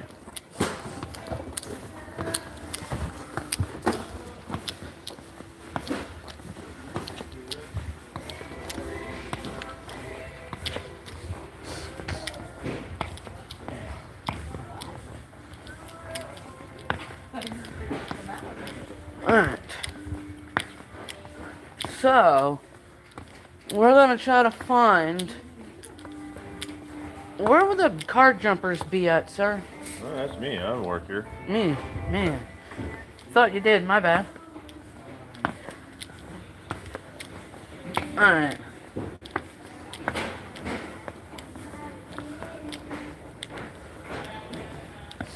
Hey, sir. You work over here? Car jumper thingies, battery packs, little tiny ones. So apparently, a tow truck driver told me if I can find somebody to jump the car, which has been done, because I have an EV. Yeah, no. As long as you got a Walmart battery thing, it's always in the engine compartment. If you start that, because what he was explaining to me, there's two types of batteries. You got your main battery that's underneath your car, and you got one in your engine compartment that turns your vehicle on. And then from there, it uses the battery pack. I-30. He saved me $125 jump. You got smaller ones? That's one for 80 bucks. See, oh, that's a charger. 109 for a jump pack. Looks like that's about it. What is this? Those are chargers. It's a battery charger. You can hook like a cell phone to it, or? No, 120 volts. So the only one that's going to be able to do it on its own will be one of these guys down there. Like. So what does these do, though? They charge a battery from a wall outlet. Oh.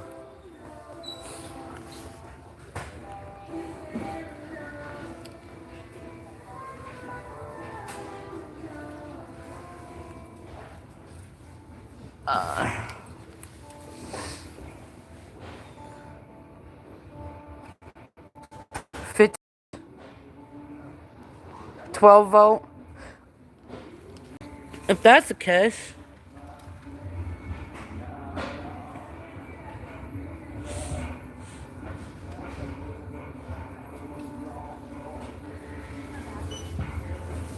huh.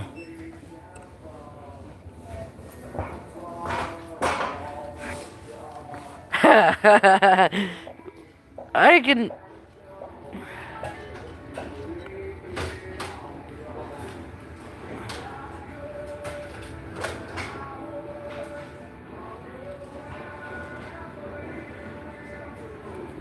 Wait.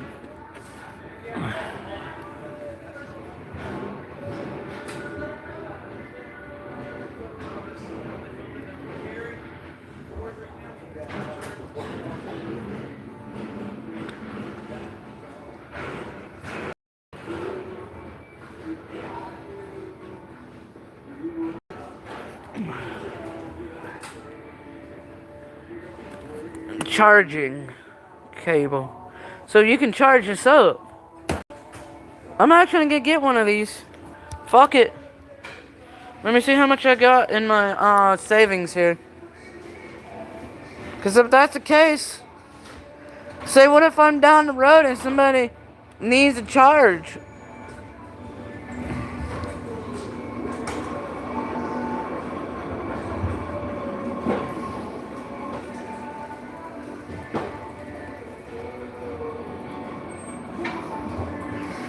I mean, this would save me from...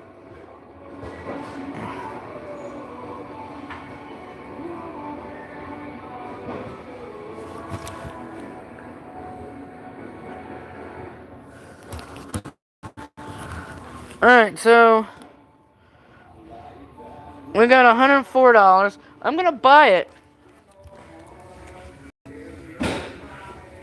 I'm gonna ask how much is this one?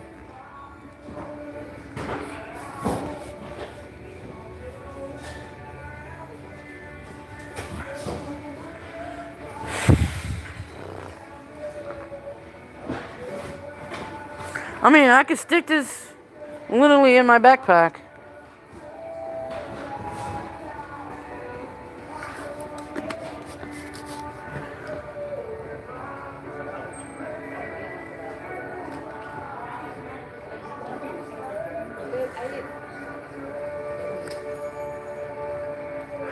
I got a question.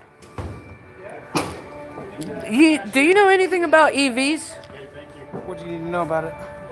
Would this start up an EV because I have a 12-volt battery in the front? So, like, it happened... On EV, you see your... What kind of vehicle? Oh, it's a Chevy Volt, but this morning I didn't realize because I was stupid. I didn't realize that the 12 volt, there was a 12 volt in there. I thought, because I had a 245 mile range on it, because I put a charge last night, I thought it won't die. And it fucking died. Yeah, we gotta make sure with this. I'm gonna grab my phone so I make sure that it fits with the EV. Okay. Because I'm not exact like that. But it should be a 12 volt, but we're gonna make sure. Because that's what I'm trying to start. Like, if it dies again.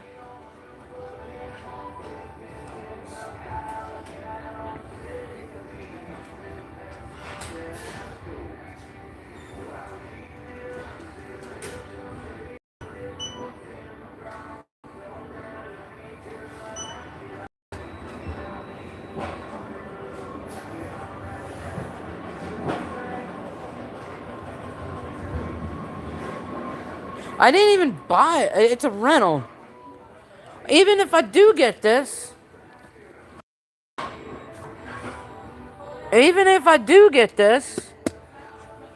and I happen to drive somebody's car and it dies on me, at least I have a way to jump it.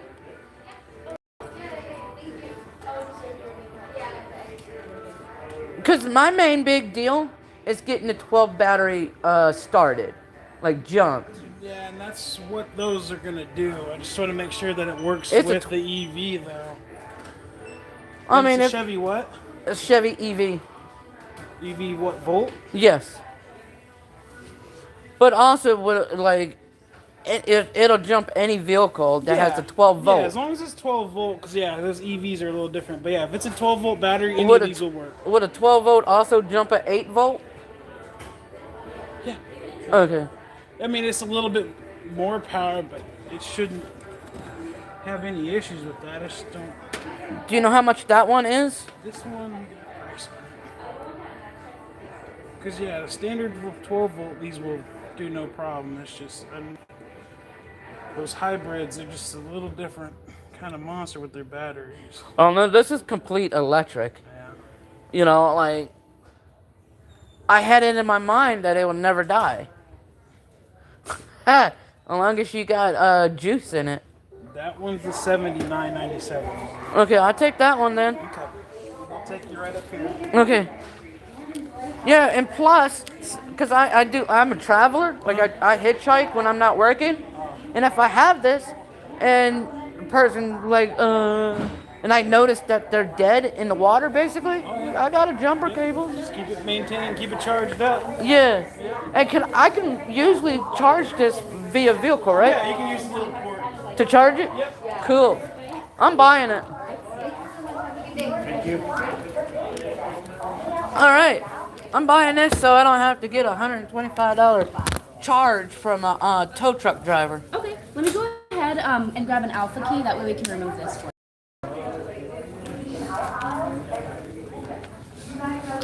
I mean, it'll be a wise ordeal to buy it.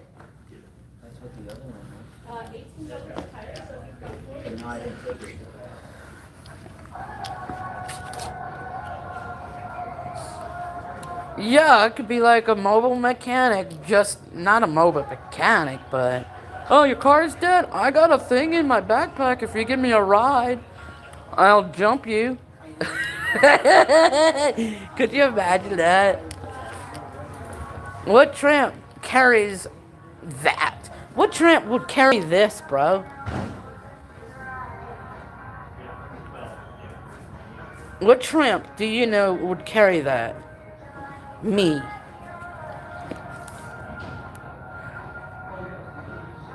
Lithium jump starter.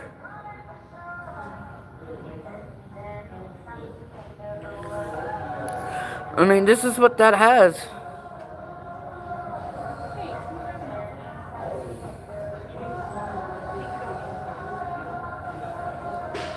Yeah.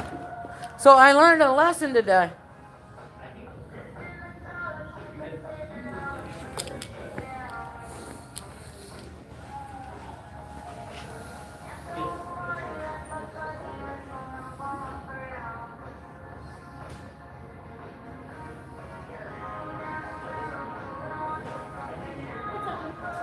I have like 2 or 3 22 batteries. I do a quarter swing, but change for 1 second. Bro, I don't want somebody else's used product.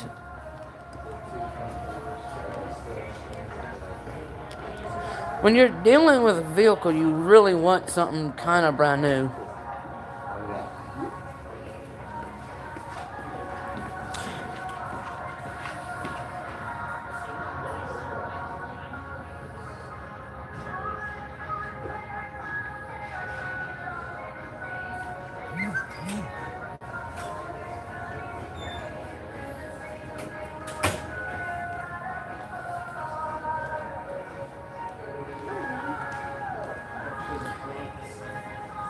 Bro, at least I'll have one in the future.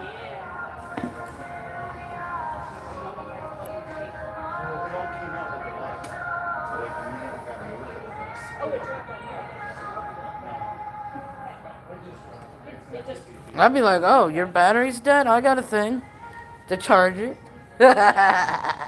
If you give me a ride.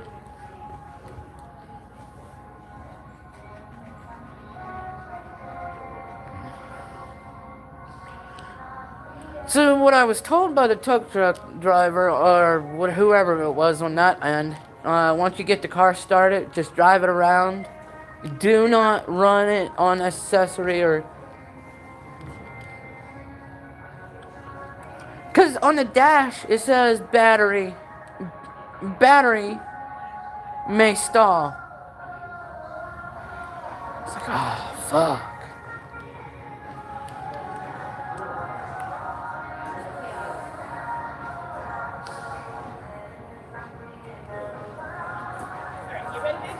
Waiting on y'all.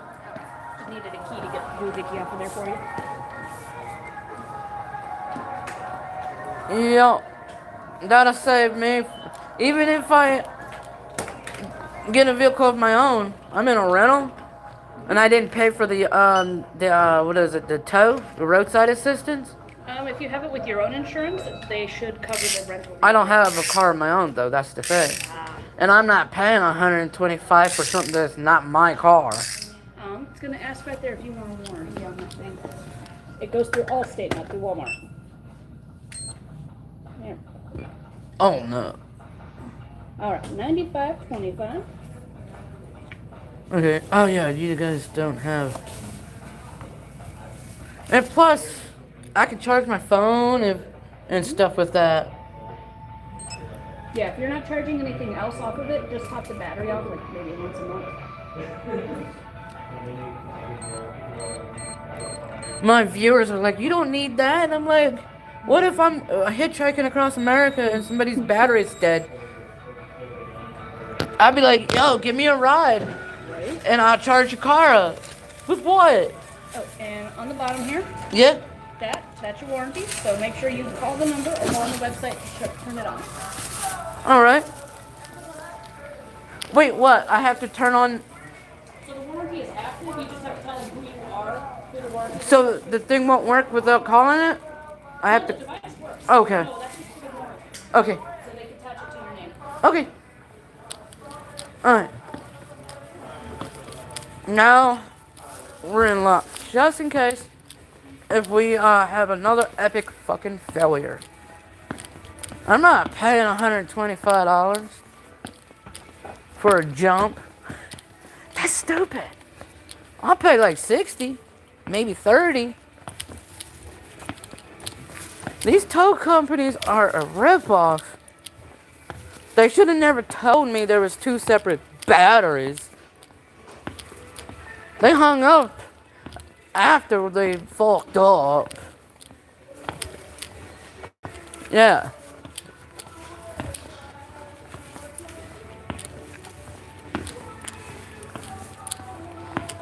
Haha. Haha, you guys fucked up. Because a lot of people are under the assumption that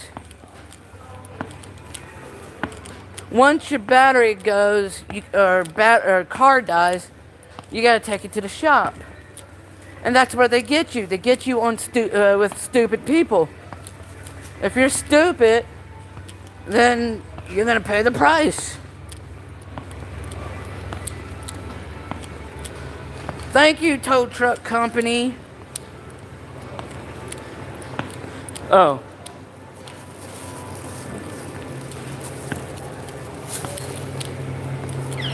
Oh. You want to see the roof?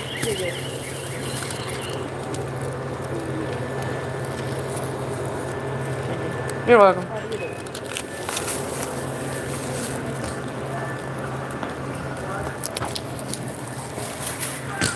You guys want me to be, stranded.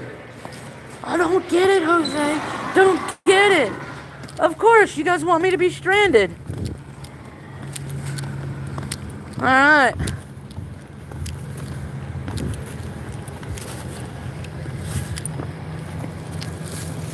Yeah.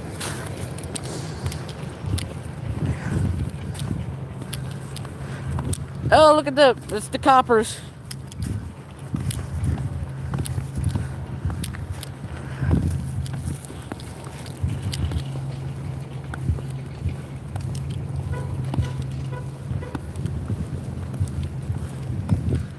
Alright.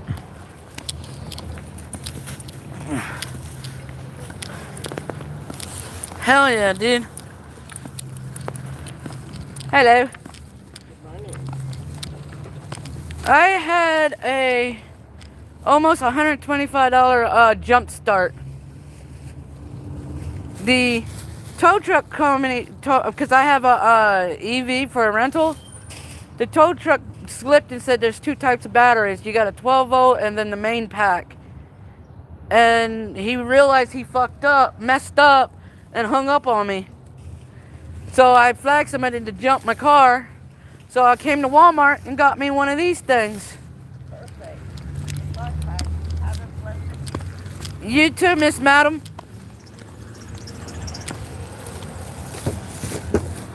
Alright, alright. Stress reliever over. Whew.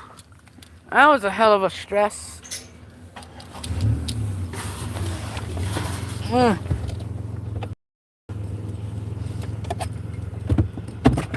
Oops.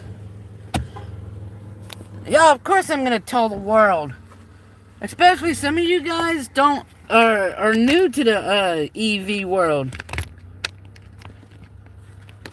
Some of you guys are new to the EV world, so I gotta spread the prosper, the gospel. Alright. We do gotta go to work. Thank God we have a full charge on this bitch. And I'm really tired of fucking people wanting to ride in the front seat. I don't want nobody riding in the front seat unless you're a fucking hot babe.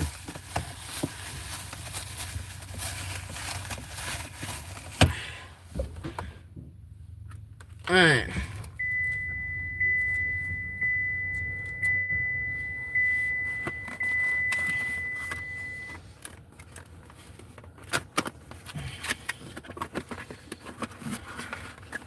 Look at this shit.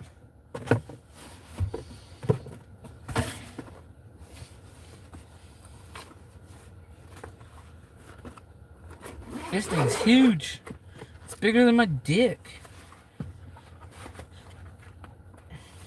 Oh, look at that. It's a wall charger, too.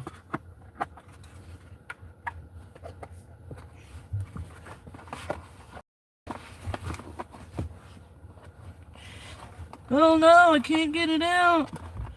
It's stuck.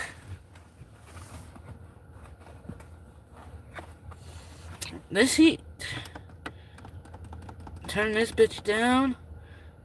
Turn it up.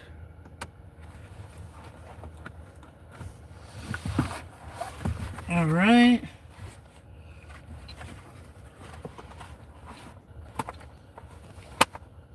Alright, this is a poorly designed case.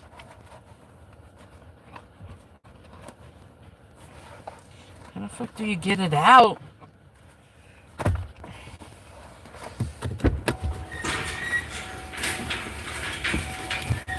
Can you help me real quick?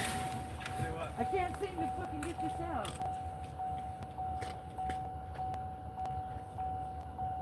Oh, thank you. It was stuck.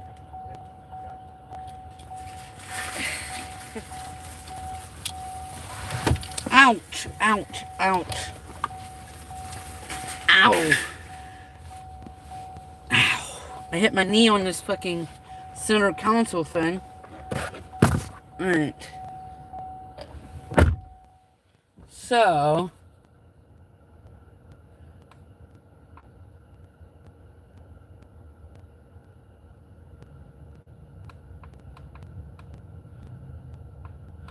we will need to charge this.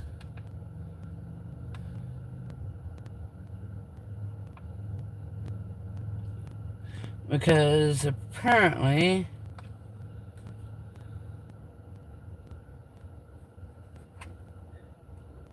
Input. Okay.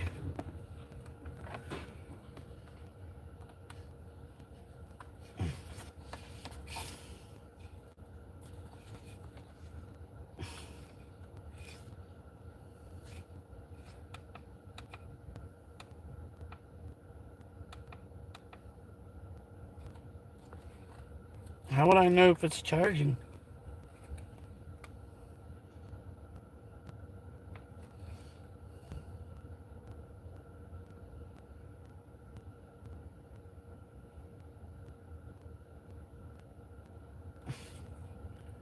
Okay.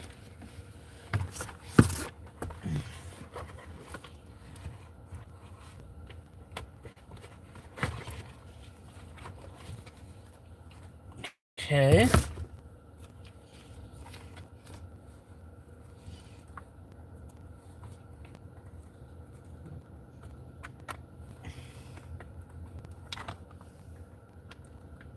So you plug that in.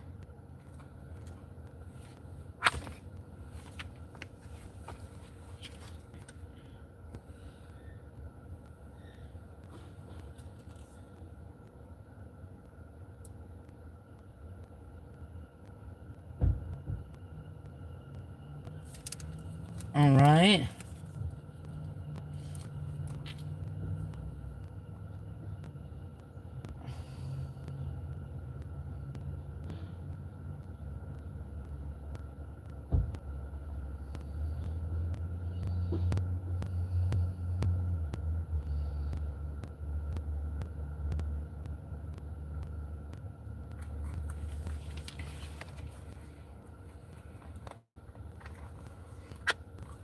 Okay.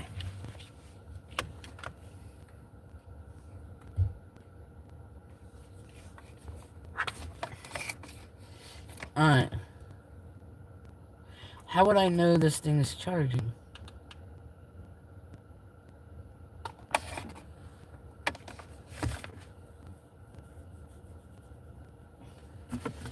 There's no manual on this.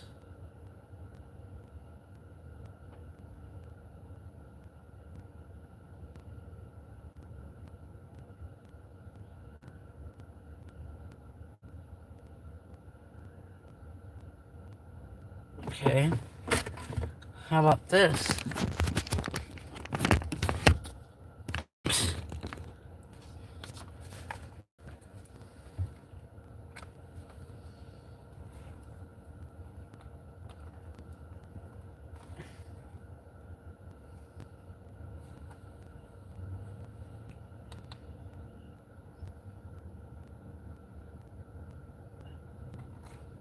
Hmm.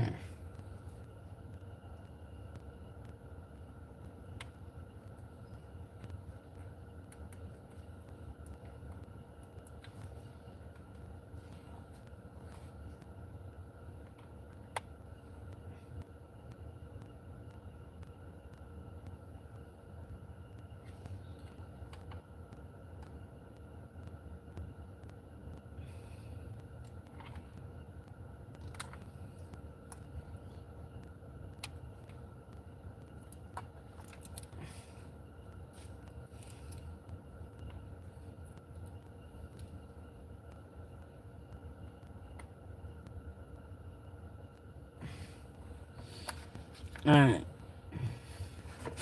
Where's the manual at? There it is.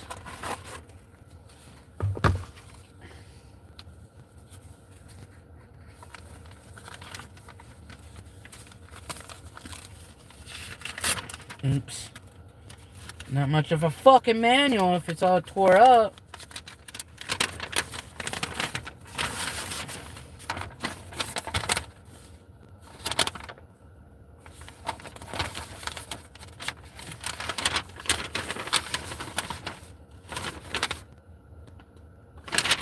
Instructions.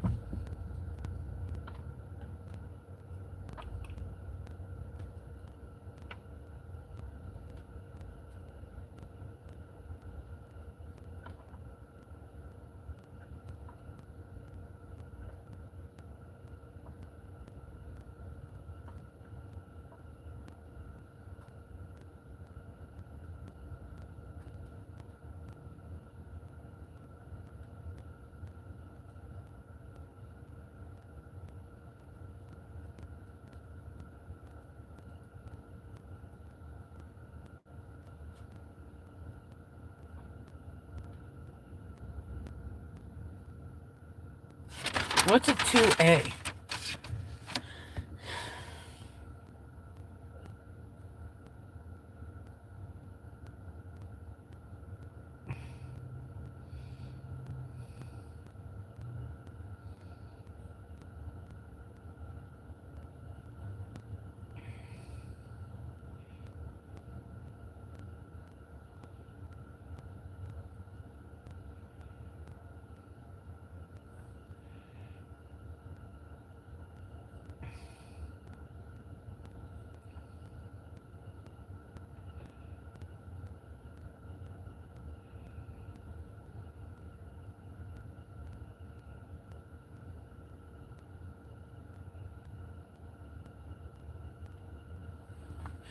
Oh.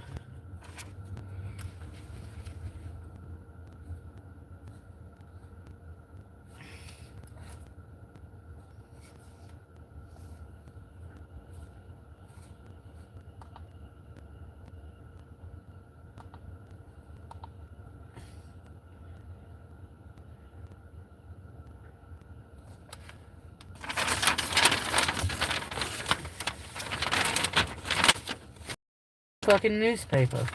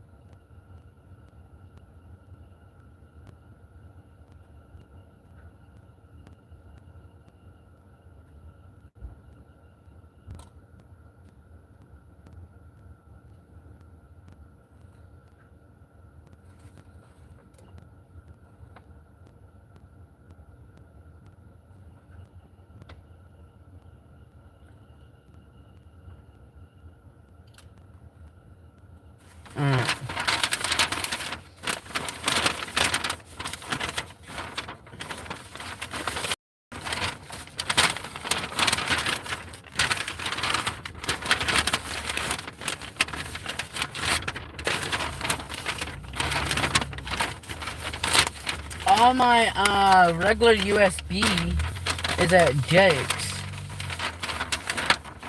I didn't dare to think to bring those.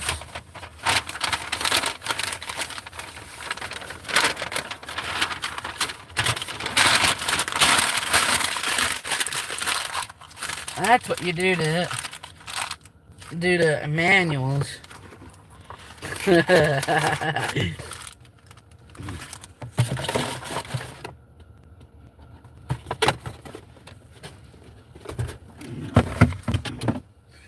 This will solve me from getting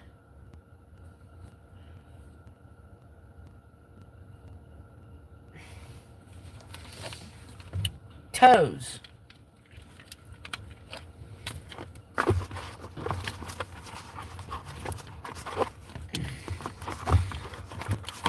Alright. I can always stick this in my hiking bag.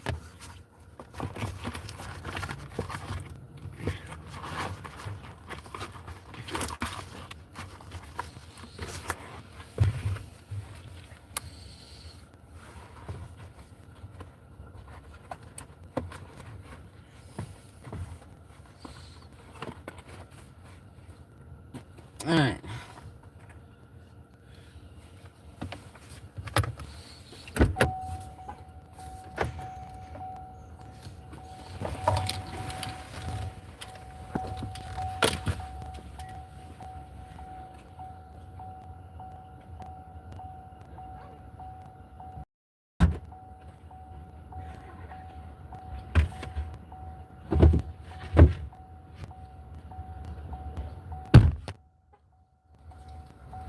So apparently, if the car is completely dead and the car is locked, you can't really.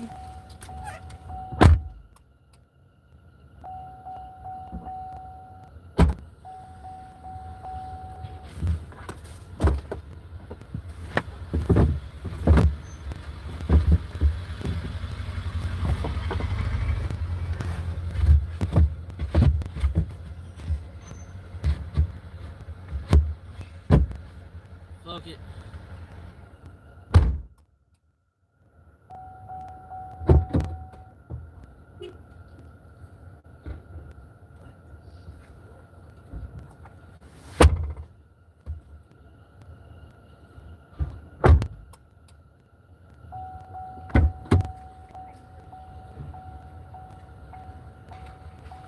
All right.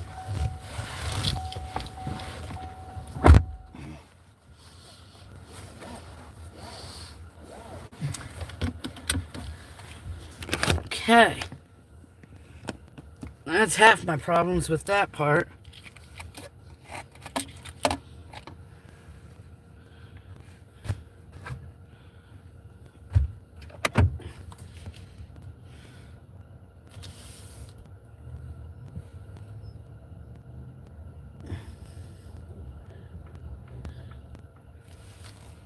Okay.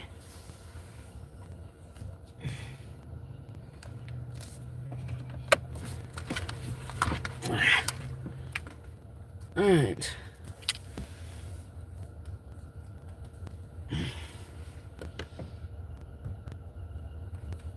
Alright, so we're gonna go drive to McDonald's. Because we need some fucking food in our stomach.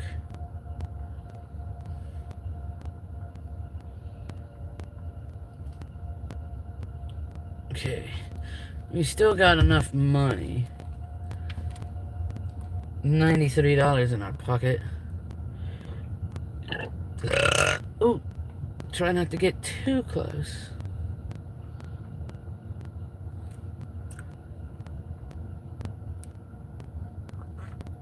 Okay.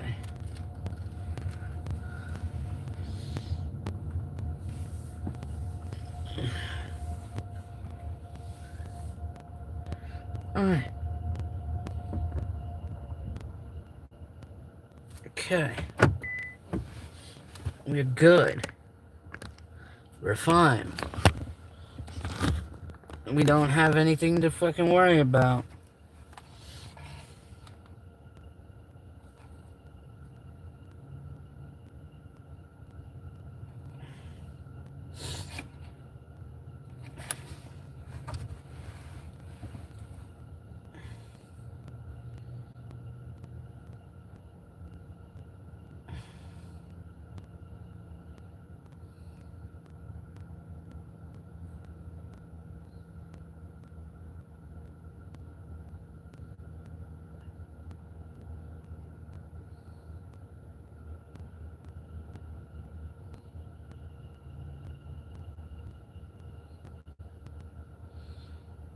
Alright, let's look it up.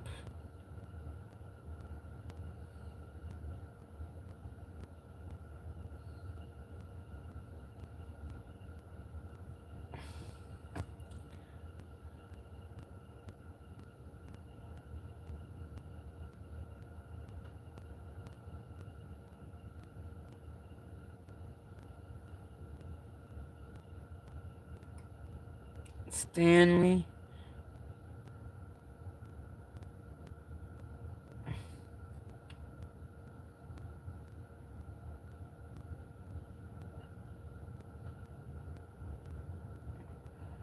Okay. This Stanley starter, it's really only good for one use.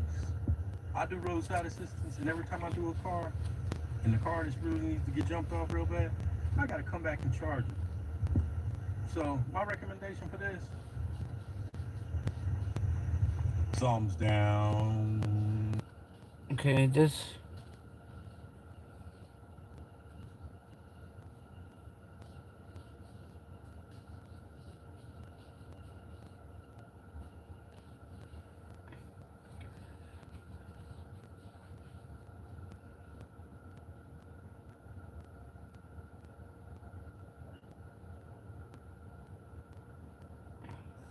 Today I just wanted to do a quick review and use of the Stanley Fat Max 1800 amp jump starter battery booster. I bought this about a month ago at Walmart. They can be had for about $100 US. In the past, I've had the Stanley Fat Max 700 and the Fat Max 1000, and those things are gigantic, like this. They weigh 14 pounds and 18 pounds respectively, and use a lead acid battery and last about 5 to 6 years, whereas this unit here weighs 1 pound, and you can see how small it is. This one uses the lithium-ion battery, I believe the 18650, which should be good for 8 to 10 years.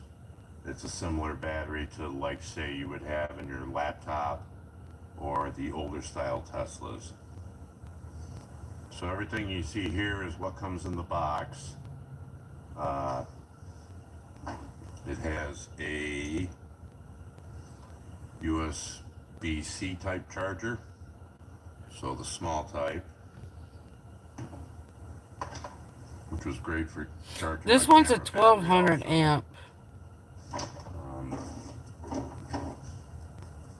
The charging cables, or the jumper cables, are made with a nice powder coated on the metal clamps. These are all metal and very strong springs on them. So I want to see if I can use this. Hold on.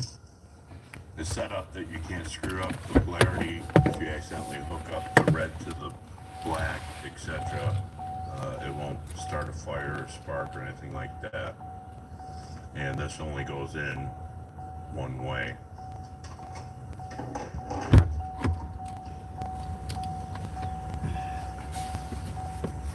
It has very bright 3-way LED light, so that's low,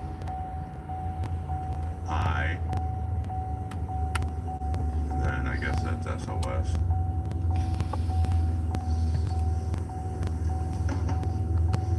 So I bought this about a month ago. I've used it once to charge up my lawnmower, to start my lawnmower. And today I'm going to go out and use it on my 2008 Chevy half-ton pickup truck. And that battery is 5-6 years old. It's on its last legs. And we'll get it boosted with that real quick.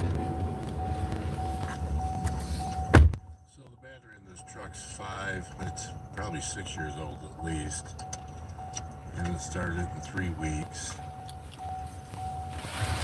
It's showing just under 12 volts there, 11.5 probably, and that'll actually start this up. But we're going to put the Stanley Fat Max 1800 booster on it and see what happens. So yeah, that's showing 11.68 volts.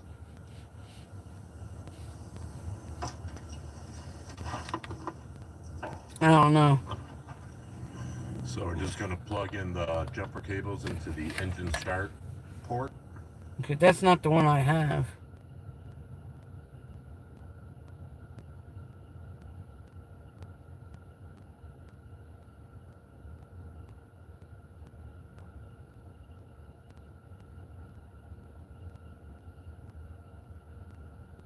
I want to give a review on this Stanley Fat Max thing. It's pretty cool. I mean, but as you can see, 15 watts on a USB charger, and I've had this charging my phone for a couple of hours, and it cannot charge a phone, but it can start a car. Oh fuck yes. Like, I had my Jeep out there with a completely dead battery, like no volts on the battery whatsoever, and I plugged this in and it started my Jeep. I took a couple of tries. You have to mess with the connection a little bit, but it started my Jeep. Like, this thing will start your car. It's pretty cool. It's got these little fucking connectors. Oh, hold on, I'll show you. Yeah, maybe they're out here.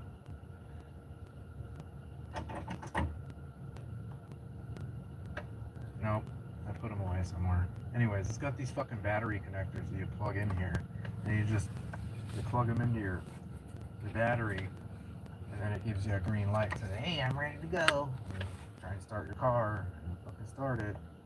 But you try and like it says it can do all this crap with a USB, like 15 watts on a USB. Like I don't need 15 watts, bro. I'm not trying to fucking run my fridge on a USB, bro. Stop fucking calling me. Samsung. But this will start your car. This is like, get one of these. They're fucking cool. And if you go to Walmart, this is what's gonna happen.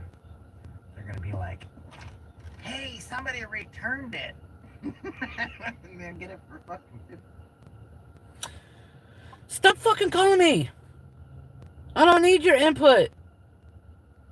Oh, dude, I was just wondering, you remember when you were like sleeping in some woods and shit? Why is it every time you had to go take a poopy, I never saw you take toilet paper with you? Capacitor. Did somebody get pulled over? And, a fire marshal and everything so it doesn't catch on fire and explode, but there's all that stuff in there. So it's a good thing. Just get one of these and keep it in the back of your car. When your battery dies, hey, fuck, I don't need a jump start. I got one of these. I want to give a review on this Stanley Fat Max Charles thing. It's pretty cool.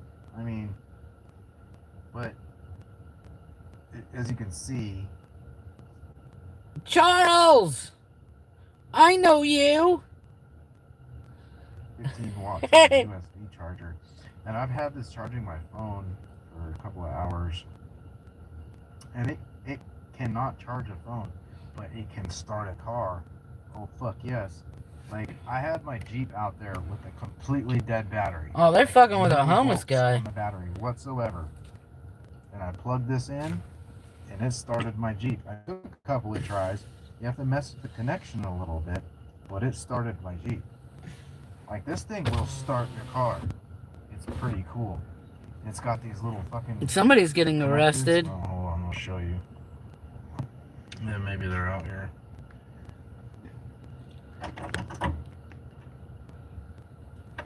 Nope, I put it away somewhere. Anyways, it's got these fucking battery connectors that you plug in here, and you plug them into your battery, and then it gives you a green light and says, "Hey, I'm ready to go." And you try and start your car, and you fucking start it.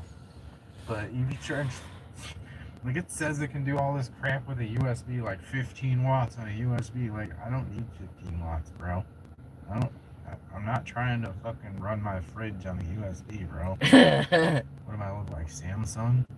But this will start your car. This is like, get one of these. They're fucking cool. Carrying a portable jump starter like this in your car could save you. Let me show you how it works. These little units are completely self-contained, so you do not need another vehicle on site to start your battery. Just connect the red to the red, black to black, turn the unit on, and that provides the power you need to start your rig. Once you're up and going, disconnect the two cables and you're on your way. Press this button to check the battery level, and this model comes with a couple of USB charge. Yo, they just kidnapped him. They just fucking kidnapped that guy. They just said, "You're coming with us. We're gonna give you a ride that you'll never forget, young man." Ports in case you need that in an emergency. The one thing you do have to remember is to take this unit out of your trunk at least once a month and keep it charged up. Carrying a portable. Today I'm be performing a jump start on a Camaro. It's a nice looking Camaro, Team Blue, with a Stanley Fat Max 1200. I got it from Walmart. Of course, you want to get your terminals right. You plug them in. This is exactly how they match. Once you get it plugged in, you want to go with your positive first. And then you want to go with your ground right here. The green light indicates it's a go. Turn it on. Let it sit for a few seconds and this thing can start just about anything. And I'm gonna tell y'all, you can go ahead and try to see if you can get it to start. This is a wonderful thing. Let's see if we can get this Camaro to crank up. Like, share, and follow. Look at that.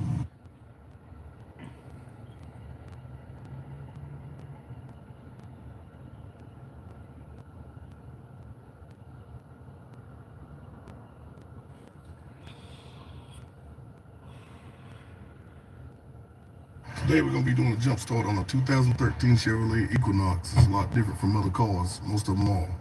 And here in the casing you got your computer.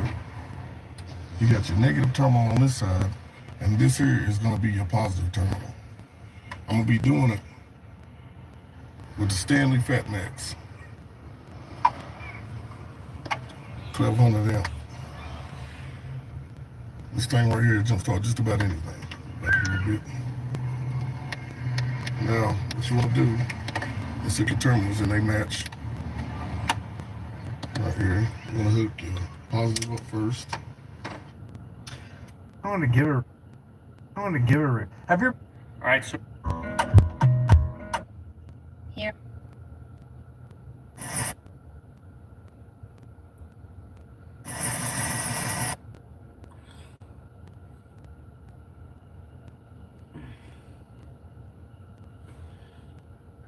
Electric car.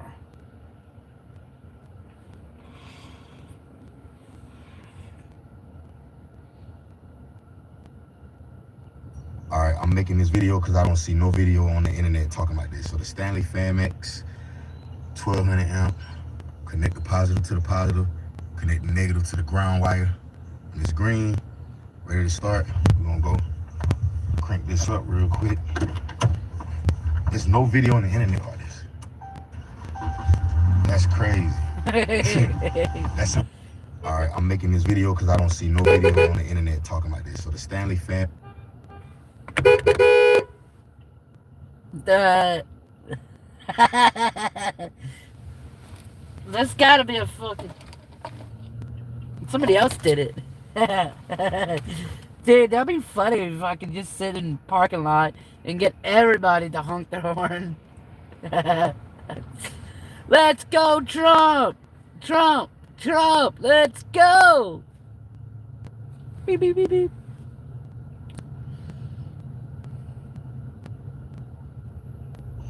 Hey guys, how's it going? Welcome to this video. All right, so I was in Walmart's battery automotive section, came across this Stanley 1200 amp battery jumper, battery pack, lithium jump starter, USB power bank. If you guys got this, like, leave a comment in the comment section. Let us know whether this is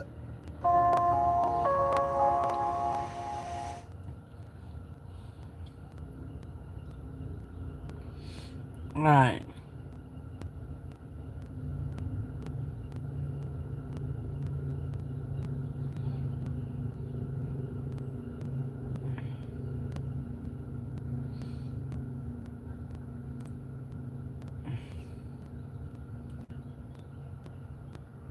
you're going to stretch the bolt range to the max. I currently have a 32-mile drive to get home from where I'm currently at, and I have an estimated range, I'm going to slow down here for a second, of minimum of 30, max of 44, and an estimated average of 37 miles before I need to completely charge the car because the battery will be completely dead. I am in northern New Jersey. Currently it's about 62 to 63 degrees outside. The trip back home is like 95% highway.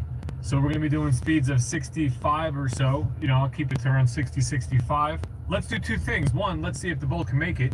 And two, let's see what happens when you get very low on range. I haven't experienced that yet as far as, you know, what kind of indicators will come on as the range gets that low. So we're gonna find out together. I came over here to the IKEA in Paramus to get a desk, and I found something I liked. It was one of these, kind of like a table desk, but you can raise it higher or lower. So it was a sit stand, and I really liked it. However, when I got to the self-service area, it was temporarily unavailable. They only had one actual tabletop, and they did not have any of the frames. So I drove down here and I wasn't able to accomplish what I wanted to get at the store. However, maybe we'll put a cool video together which will inform and educate anyone interested in a Chevy Bolt and how far you can go. Right now, my little trending indicator, I'm dead center at 36 miles, and we have 31 miles to drive. This is going to cut it close. Jump starting a electric vehicle with a Stanley Ferromax 1200 amp. Jump starting an electric vehicle with a Stanley Fatmax 1200 amp. Here's how to use an Adventure King's lithium jump starter. First, take the jump starter out of its packaging. It's all the opening same. up the rubber part at the top and connecting both ends in. Then place positive to positive and negative to negative on your battery. And now turn your jump starter on and start your car. Okay.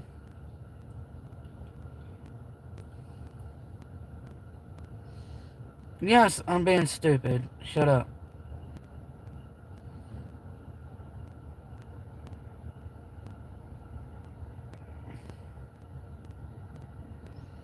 Hush.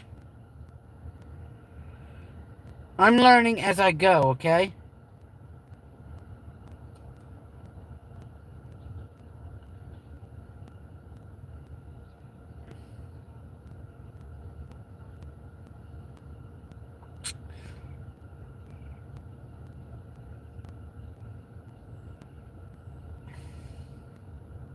Hey sub family, welcome back to another video guys. So today we got the Stanley Fatmax 2500 amp lithium jump starter. So let's get straight to the video. I'm gonna go ahead and review this product for you guys. I can tell you the box looks pretty cool guys, as you can see right there. But I'm gonna go ahead and just open this thing and we're gonna get to looking at what it looks like here. So I'm gonna just start pulling this out. It looks like some charging cables. Okay, I'm gonna ask you some stupid question, like, how many times can I jumpstart a vehicle with a Stanley Ferromax 1200 amp? How many times can I jumpstart a vehicle with a Stanley Ferromax 1200? Okay. I don't know.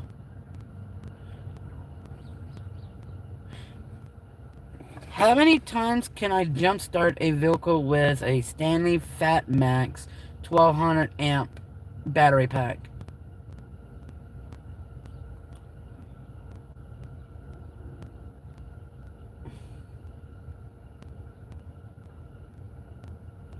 A fully charged Stanley Ferromax 1200 amp jump starter can typically jumpstart a standard passenger vehicle 2 to 5 times on a single charge. Actual capacity varies based on engine size, battery condition, and temperatures.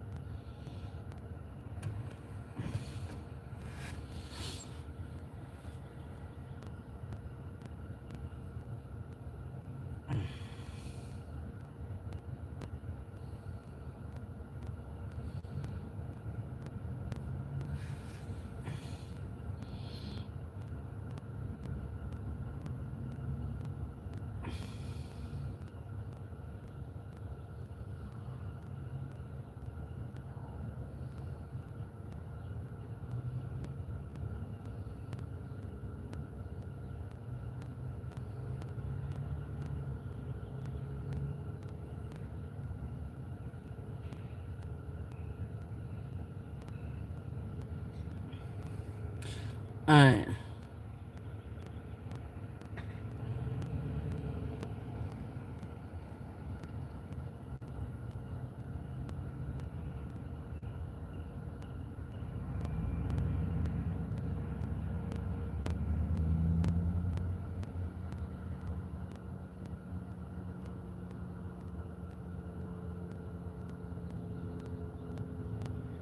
Well, obviously you can only use it for a 12 volt only to jump.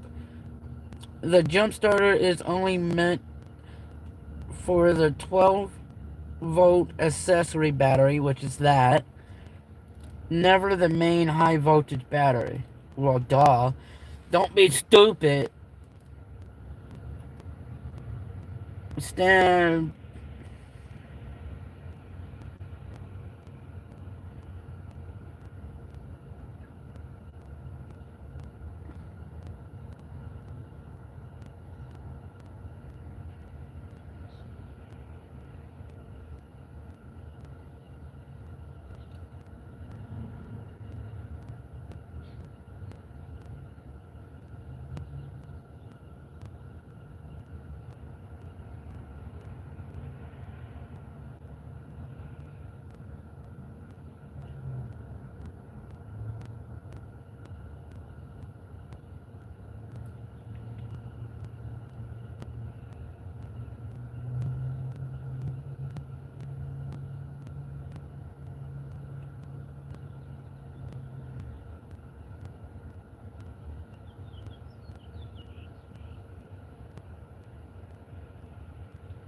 Um.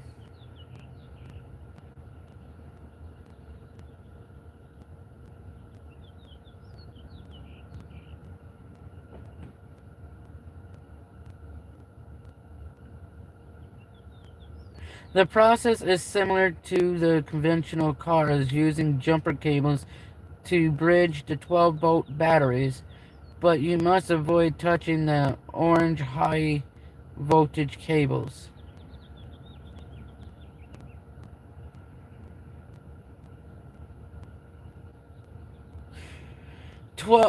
Key factors to keep in consideration of.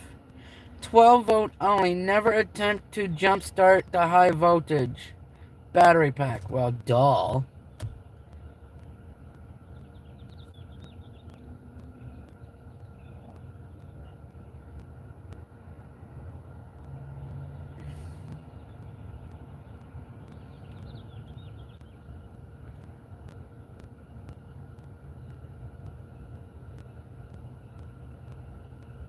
Identify 12 volt. Locate the 12 volt battery in both cars, often under the hood or covers.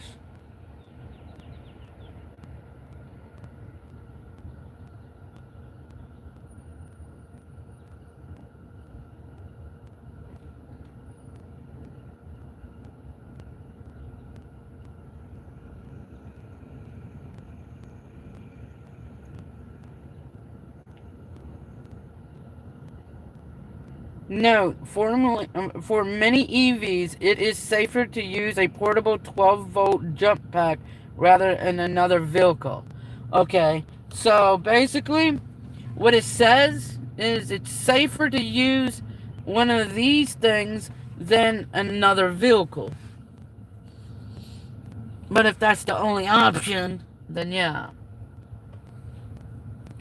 So we're fine right now.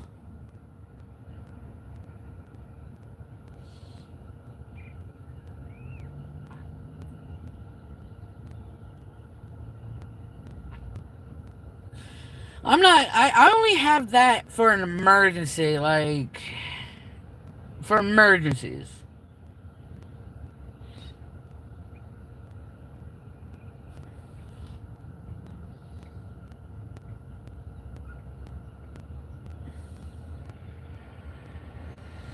Which ain't bad. And, yeah.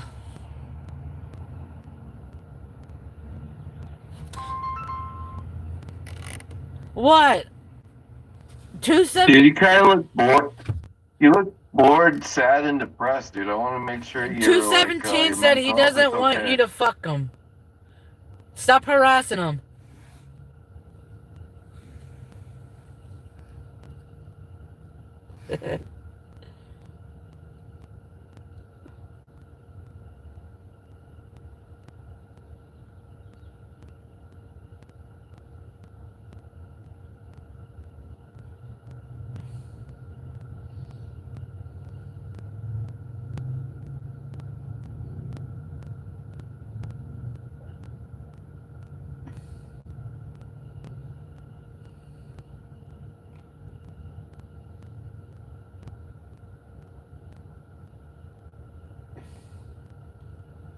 Yes. Can you jump start an EV with a gas vehicle? Yes, an electric car can jump. EV can jump start a conventional gas car, but it is generally not recommended. While both vehicles use 12-volt batteries, an EV system is designed for accessory, not the high amperage needed to start an engine, which can cause damage. Using an EV to jump gas car may cause damage.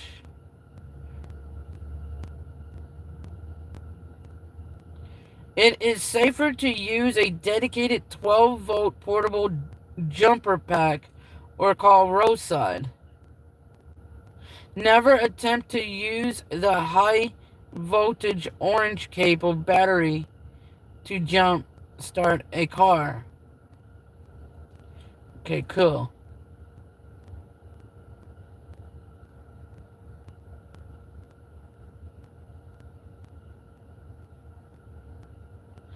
How to jump start a car without battery.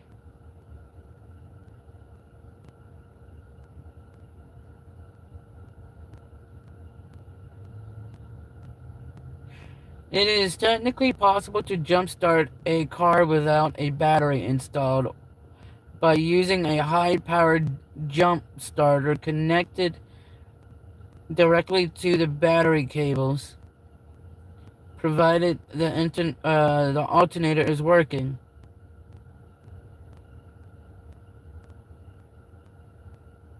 Why would you do that, though?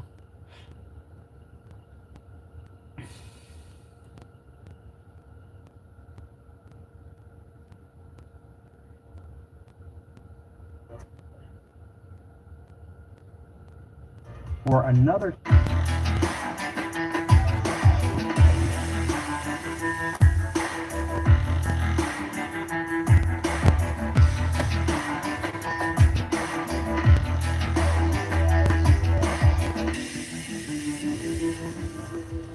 When an EV is brought to the shop on a tow truck, the problem often has nothing to do with its high voltage battery. Rather, many are brought in with tire damage, suspension issues, or a failed 12-volt battery. So, what does this old technology have to do with today's complex EVs? And how, as a tech, can we get the customer back on the road? Well, the 12-volt battery in an electric vehicle might seem like a relic from the past, but its importance cannot be overstated. This smaller battery acts as a bridge between the driver and the main high voltage system. When you press the start button, it's the 12-volt battery that initiates the process of powering up the vehicle's computers and control systems. One of the key functions is to activate the contactors, which are heavy-duty electrical switches that connect the main battery pack to the rest of the vehicle's high-voltage systems. Without a functioning 12-volt battery, it won't be able to wake up and prepare itself for driving, even if the main battery pack is fully charged. It also ensures that critical safety systems, such as... That's what I had this morning. You know, my brain process was... The rental didn't even tell me that. I didn't even ask. I had a full tank, a full charge, and I'm thinking that it won't die. But typically, I wouldn't run the vehicle. I only turn it on, get enough heat, then turn it off. But last night, I was so dead on tired, I just fell asleep where I usually camp, not worrying about it.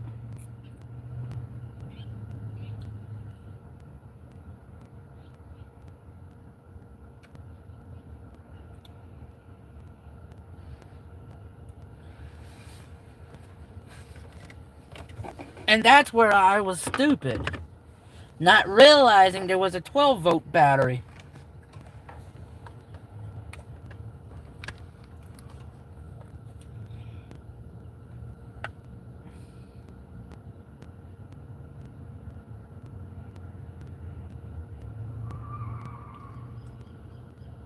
What the hell? What the hellio?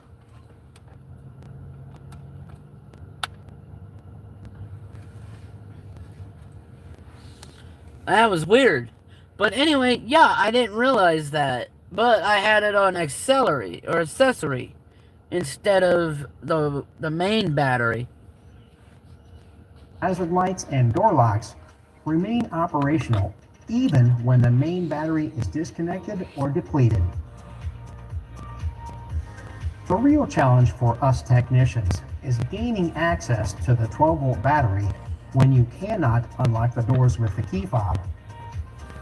For many cars, you can take the metal key out of the fob and use that physical key to unlock the driver door. You can then release the hood and charge or replace the 12-volt battery. Other vehicles place a connector behind a removable bumper plug to power the battery. That allows you to open the doors and gain access to the battery. Jump-starting an EV 12-volt battery is virtually the same as jumping an ICE vehicle battery, and every technician will grab a portable battery box to get the EV from the parking lot into the shop. Portable battery boxes, such as this one from JackPack, eliminate the need for another vehicle, making them ideal for technicians and shop owners alike. Before attempting to jumpstart an EV, it is important for technicians to review the service information to determine the procedures from the specific vehicle manufacturer. Tesla recommends using a portable jump starter or another Tesla vehicle for jump starting. They advise against using another brand of EV or a conventional gasoline-powered car. But Nissan says the Leaf can be jump-started with another 12-volt battery or a portable jump starter. While a customer may feel confident that they can jump-start their vehicle, as a technician, you should advise them not to do it. Some manufacturers require professional servicing to maintain warranty coverage, especially for battery-related issues. Plus, trained EV technicians have the tools and knowledge to safely diagnose and resolve complex electrical issues on these vehicles. Remember to use proper safety equipment, including insulated gloves and safety glasses. Well, before the dude ended up charging up the car, he consulted the manual. He's like, "Do you have the manual?" I was like, "Yeah, I got it." And the manual said, "It's okay."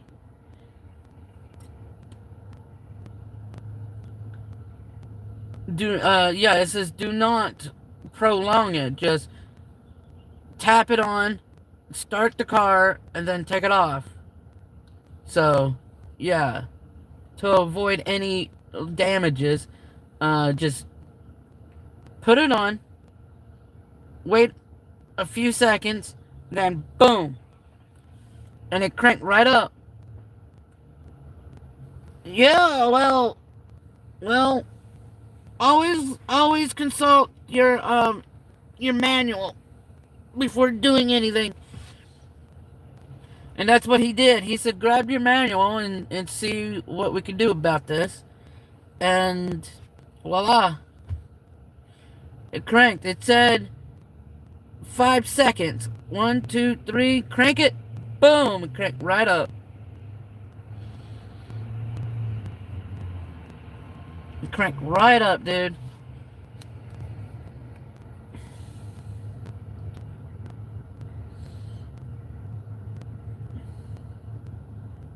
Nothing's wrong with the car other than the 12-volt battery.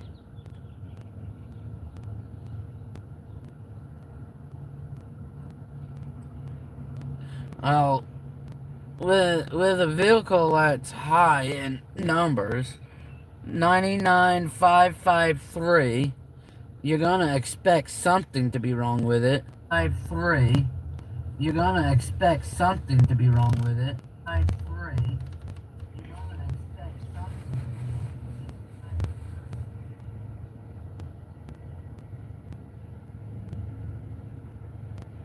You don't even know where I'm at.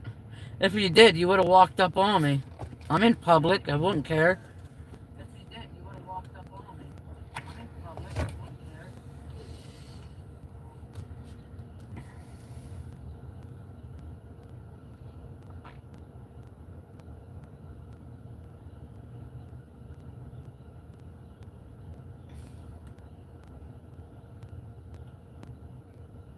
I know where you're at. Dude, if I don't know you, you're gonna pay for the ride. Yeah, I'm charging your ass $25. I don't care, I don't know you.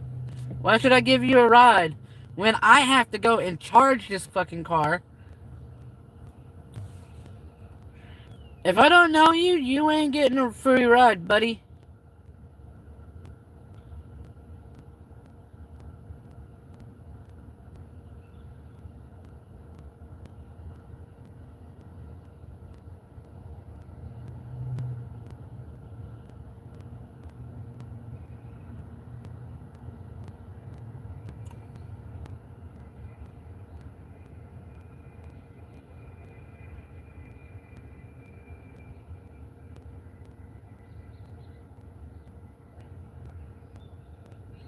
I already got a fucking portable.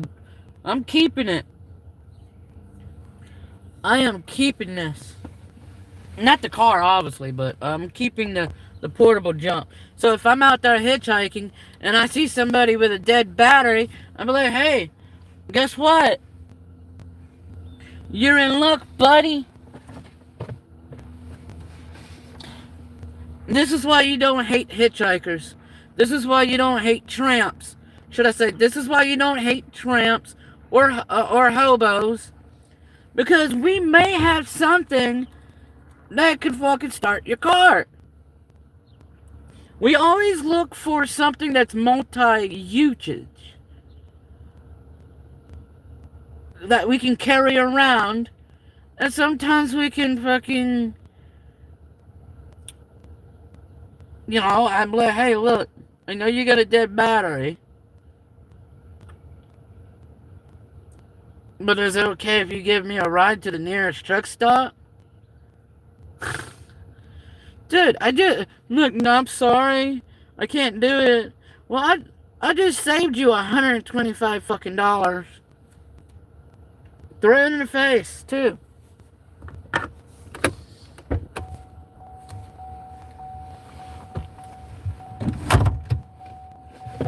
Where the fuck did I... Uh-oh. Oh, I put it back here.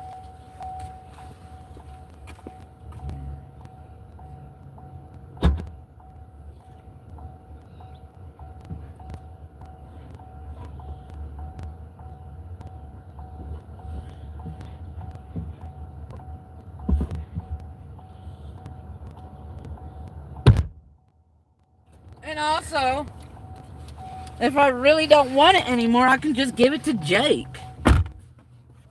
I can give it to Jake. I mean, I can always give it to Jake.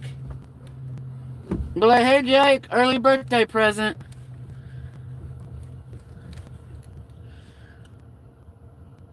I mean, he has a car.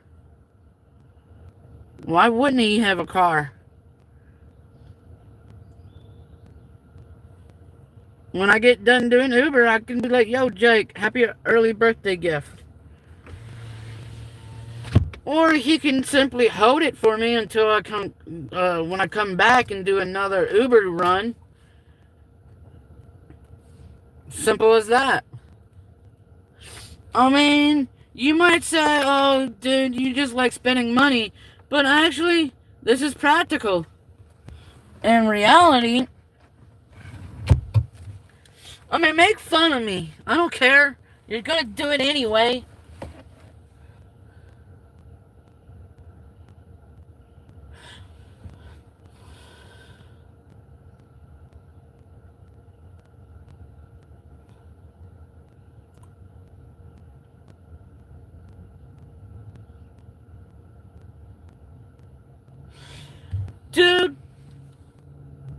You gotta have 2 cars.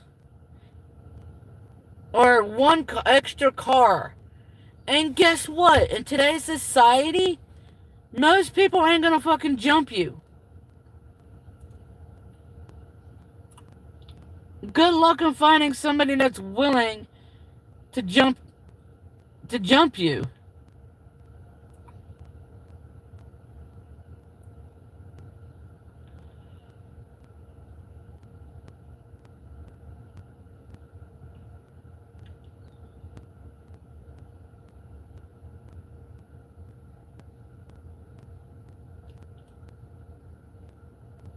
Good luck.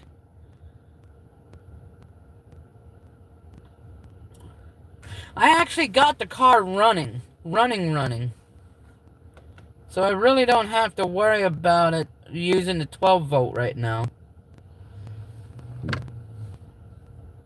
Because apparently if you're not using the 12 volt, I think it's charging. I don't know. I don't know nothing about EVs. All I know is to fucking drive it. And charge it. It's their fault for giving me it. And not telling me basic needs. It's their fault, not mine.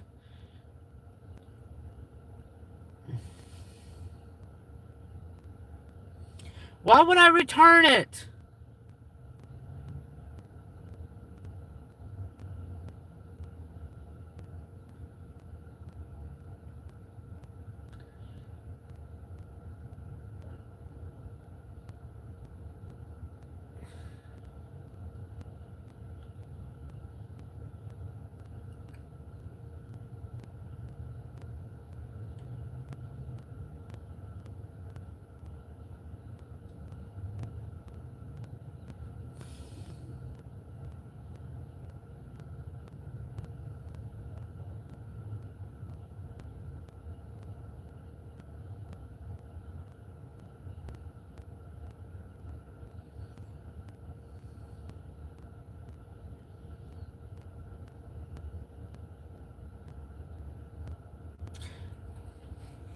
How did I fucking break this? How did I fake? I didn't even use it yet.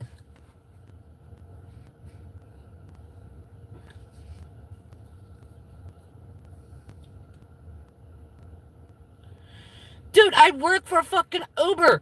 I can just get that money back. Dude, 1 trip will pay for that. $95? It's no big deal. I'll make it right back. Dude, I make... Like, today's the weekend, right? I can make easily $300.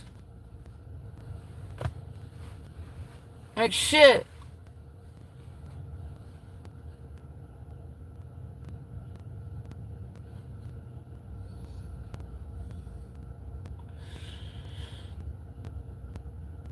I got motel room money for tonight. I'm not spending it.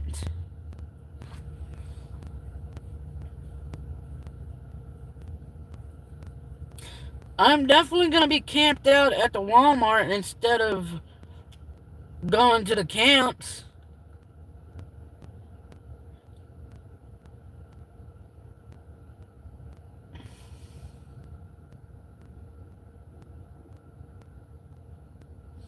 I don't need to go park by Skyhopper or Harbor. All I need to do is turn on the fucking app. I mean, voila.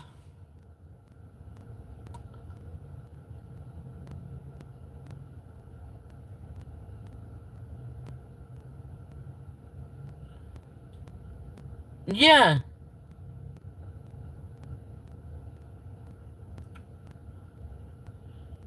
Dude, I don't need to go to the airport and get a $20 to $30 ride. I can get it by sitting here. Stop going to the fucking airport and hoping for a $30 to $50 ride. Because I get it like every, I don't know, 3 hours of working.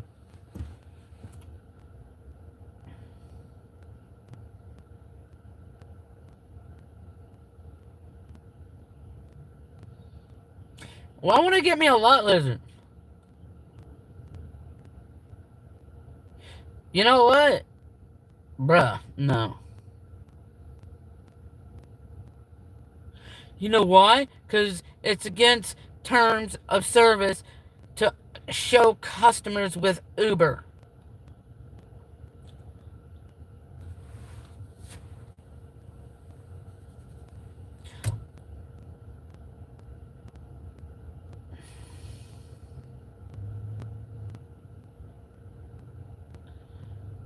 You wish I was.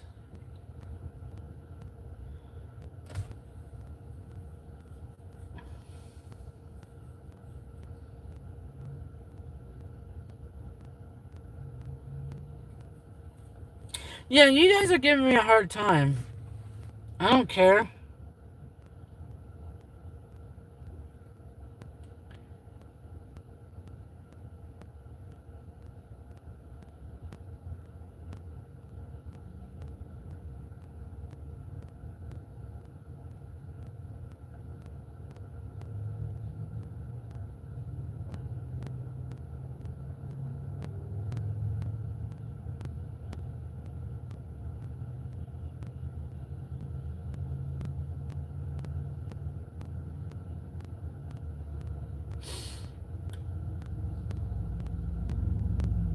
Let me ask Google or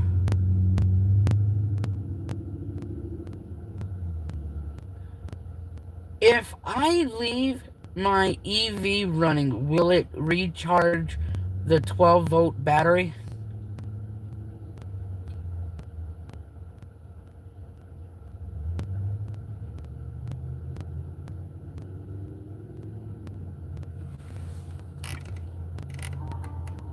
As part of my research into buying an EV or hybrid, one complaint I heard was that, perhaps especially on the 280 Yaris models, 12-volt battery tended to die if the car wasn't used for a few weeks, then requiring a jump start from a battery-powered corner of the car.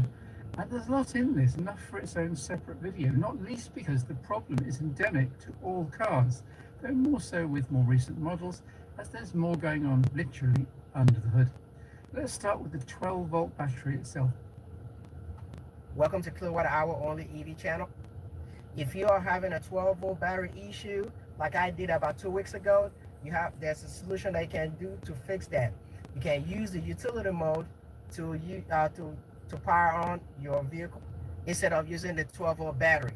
To do that, you go to the EV setting at the menu and go to the EV settings, and you go to utility mode. Right now, the car is running on utility mode, and I have the heat on right now, so it is not using the 12-volt battery, so the 12-volt battery is not going to die. So right now, the car is running on the main power battery to power on the heat, and the car is running right now. So I hope this helps out a lot. No, I don't have that option.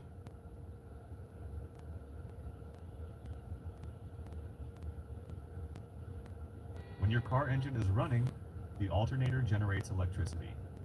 Its main job is to power all of the vehicle's electrical systems, such as lights, heater, radio, and accessories, while also recharging the battery. A healthy alternator typically produces 13.5 to 14.5 volts, which is enough to keep a 12-volt car battery, considered fully charged at about 12.6 volts when resting, topped up. Alright, today we'll talk about 12-volt battery. So this is a topic I have never talked about because I own a Tesla. I will come back to that, by the way. But I see in many different EV groups that cars, let's say the e-Golf, especially the i3, Ioniq from time to time, e-tron, many EVs, they get problem with 12-volt battery going low. And this car, the MZ, this ZS EV is no difference. So it also from time to time also goes low.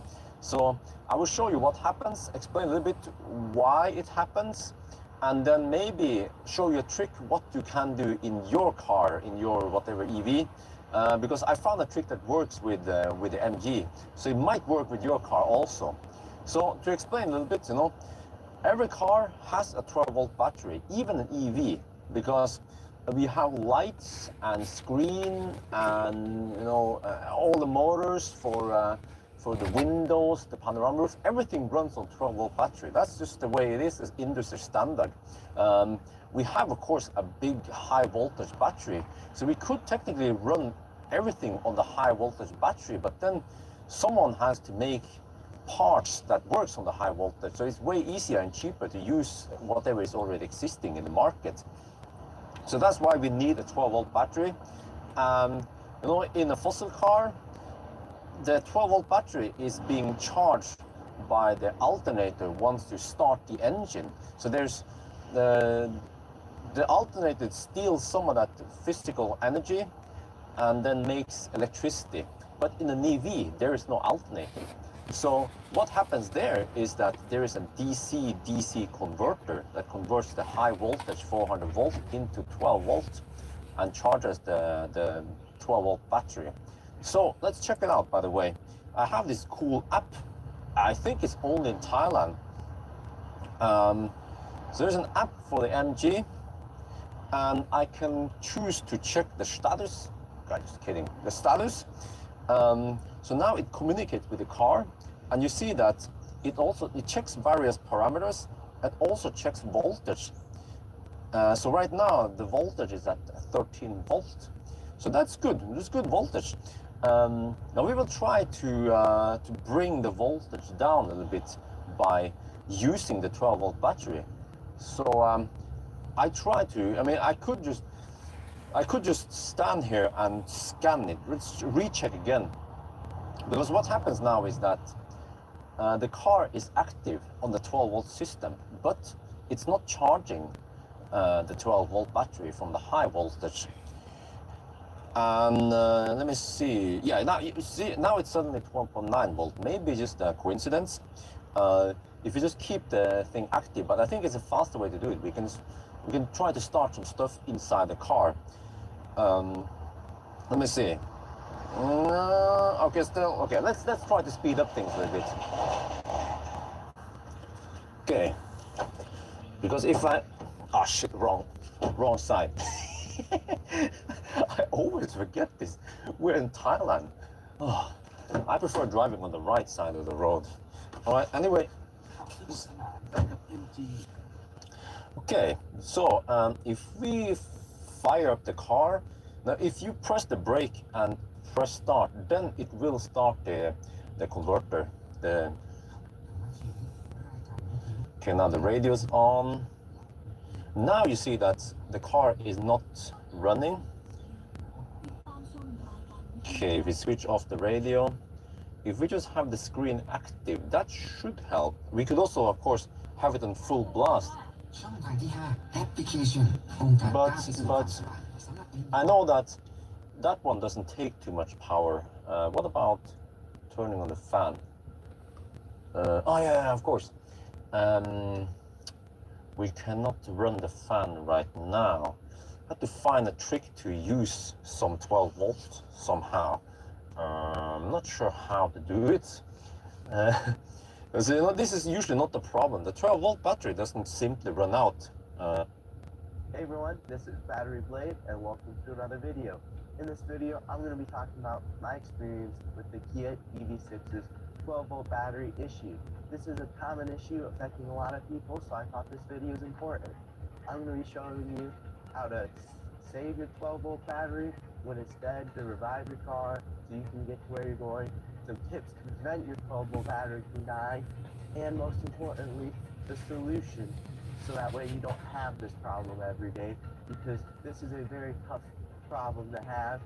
So I hope you enjoy the video. Now let's get into it. Thanks for watching so far.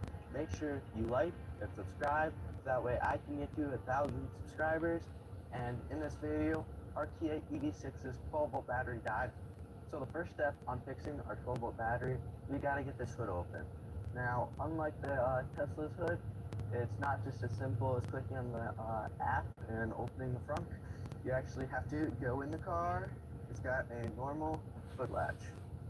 check this out. All you have to do is pull this hood latch. You can see we have our OBD down. That's what this car has. That way we can see But if your fucking remote thing doesn't work, you're not getting into the fucking car. It actually has a regular car latch, so you have to unhook it with your hand sort of to the left. And you can see under the hood. Now this is after 50,000 miles, pretty dirty under here. You have the 12-volt jumper cables, and we have this jumper battery. So what we want to do here with this cable is we want to get this battery, which I'll have an Amazon link. I think it was about $60. See right here. Just plug in this cord, and now obviously if you have another car with you, you don't have to do this. You can easily just use regular jumper cables on the Kia EV6. You gotta open up this battery here. There's a little cover. We jumped this 12-volt battery so many times, I don't know why I haven't just gotten rid of that cover. Gotta put our clips on there. And you can see our car is now turned on. You hear it starting up. Oh, is it gonna shut on? Now I gotta go in the car and press start. Quickly start our car up. Our car goes from 6 volts all the way up to 13. This is by far the worst part about owning a Kia EV6 is this 12-volt battery issue. Now, if you don't keep your car constantly on the charger or constantly in utility mode, the 12-volt battery will die within a minute after 50,000 miles on our car in particular, but lots of other owners have reported this issue. So make sure you're aware of, if you want an EV6, you might have some unexpected issues and may have to find a replacement 12-volt battery is the most likely solution. It fixes the issue for a lot of people buying a new battery, and I definitely recommend a lithium ion because it's a lot better than the lead acid, especially I'm gonna in the go wintertime. eat something. The Kia EV6 started developing this issue right in the winter time, when the winter just had a huge effect on our lead acid battery. Not our high voltage battery, that's been doing fine in the winter, but our lead acid battery, it's just super, super weak, that if it's not turned on and it's just in 12-volt battery mode or any mode not plugged in, it dies like really fast, like within minutes. So we definitely need a new battery is, I'd say, the first solution. But other owners have reported that a new battery doesn't completely fix the issue, that it is within the software of the Kia EV6, and that it has some bad battery management system. That the way the battery management system works is during the night, it charges the 12-volt battery on a timer instead of just sensing when the battery is low and charging it then. And if your car is technically like on and sending signals to your phone, sending you notifications and stuff, that's using the 12-volt battery. And let me show you how to turn off the notifications so that way hopefully your 12-volt battery doesn't die. Now for me, one of the greatest solutions to living with a Kia EV6 with a bad 12-volt battery is the utility mode. And we gotta just leave our car on in utility mode with the climate settings off for long-term storage. Otherwise, we have to have it plugged in, or we have to go out to our car and it will be completely dead. So those are the two options with the Kia EV6. The utility mode's on. Our car, we can just have it locked and just keep it here, and the 12-volt battery will survive, not wasting very much power because our 100-volt battery system is good, and we're not using any climate controls. You just turn it off there by pressing this fan button here. And the Kia EV6 is usable if you do that, but it's really just not a good car because of this. So here's how you put the car in utility mode. Go here, you click on EV icon. Now you just have to click settings and go down to there's winter mode, which this preconditions are better for charging. This is utility mode. Now this is like Tesla's camping mode. Now this uses a high voltage battery to power pretty much everything. Every time you tap that giant touchscreen while driving, you are taking your eyes off the road. And if you are being honest, you probably do it way more than you should. You tap it to I don't. Unless if I'm using Uber. Yo, that video put me to sleep, didn't it?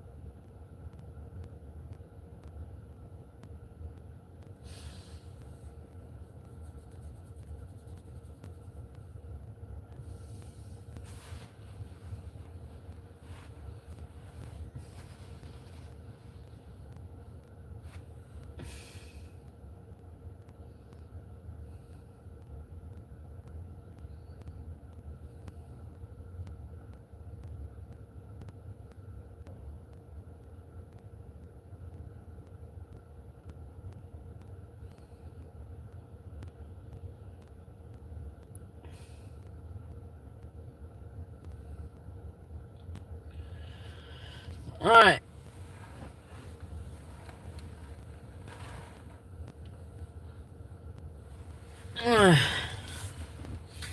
I got a friend coming out. I'm gonna go for breakfast.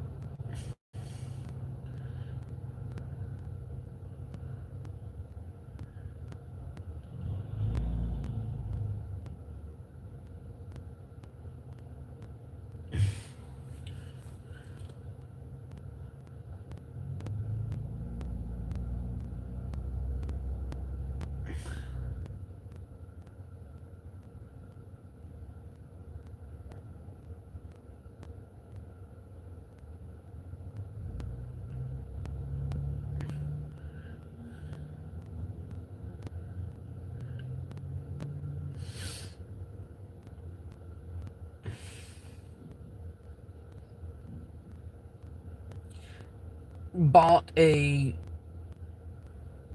Stanley Ferret Max.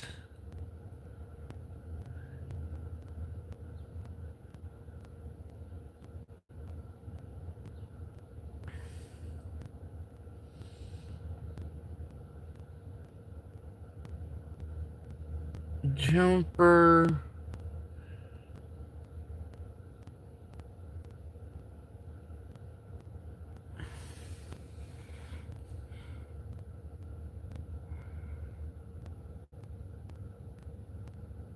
Wait, what's today's It's Friday.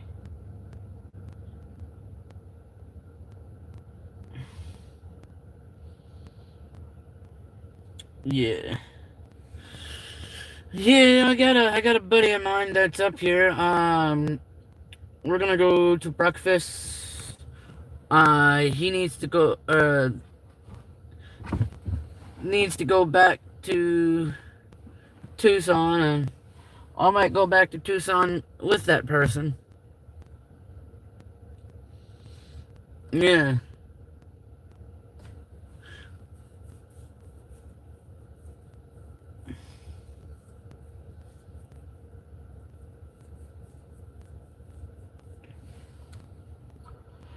Everything is kosher now.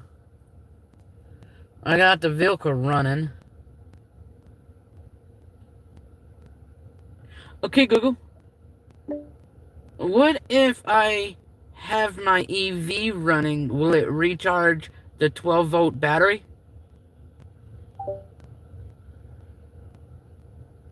Yes, it will. Instead of an alternator like a gas car, an EV uses a device called a DC to DC converter. It takes power from your large high-voltage battery and steps it down to keep the 12-volt battery charged while the car is on or being driven. Most EVs also top off the 12-volt battery while the car is plugged into a charger. Some even wake up periodically while parked to give it a quick boost so it doesn't go flat. Are you having any trouble with your 12-volt battery? Or were you just curious how it works? I was having trouble this morning. That's frustrating, especially when you're trying to get going in the morning. If the car didn't start or gave you a low 12-volt battery warning, it might be because the battery is getting old or a light was left on. Since it's a standard lead-acid battery, they usually need replacing every 3 to 5 years. Did the car eventually start up for you, or are you still stuck? It started up with a jump, but if I leave the car actually running, will it recharge? Since you got it started, yes. Leaving the car on will recharge the 12-volt battery. You don't even need to drive it. As long as the car is in ready mode, that DC to DC converter is pulling power from the big battery to top off the small one. I'd recommend leaving it on for at least 30 to 60 minutes to give it a decent charge. If the battery is more than a few years old though, it might be worth having it tested since EVs are notoriously sensitive to 12-volt issues. Are you back on the road now, or are you still parked? I'm still parked.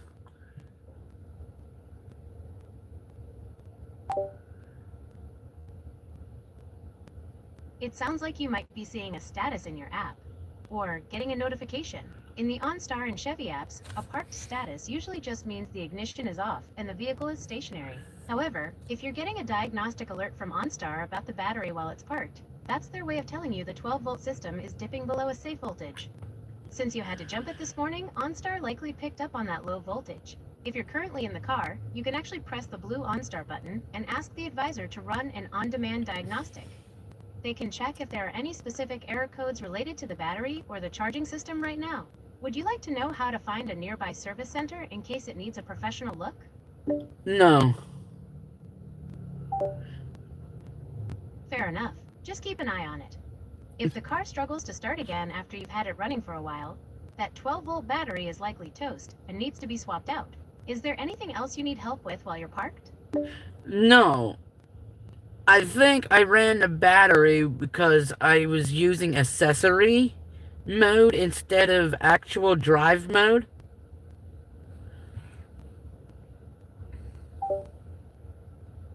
That would definitely do it.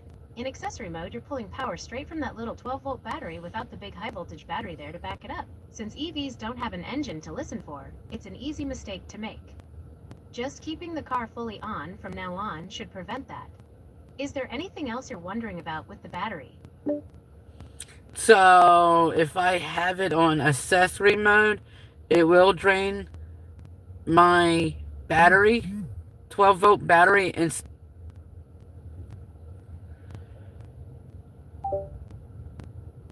Exactly. In accessory mode, the car acts like a traditional gas car with the engine off. You're using the battery's savings without the paycheck from the high-voltage system.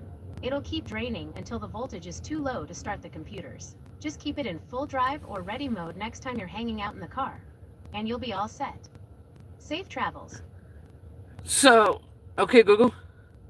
So, the main battery will not charge if I have... No, hold on. Cancel. Okay, Google.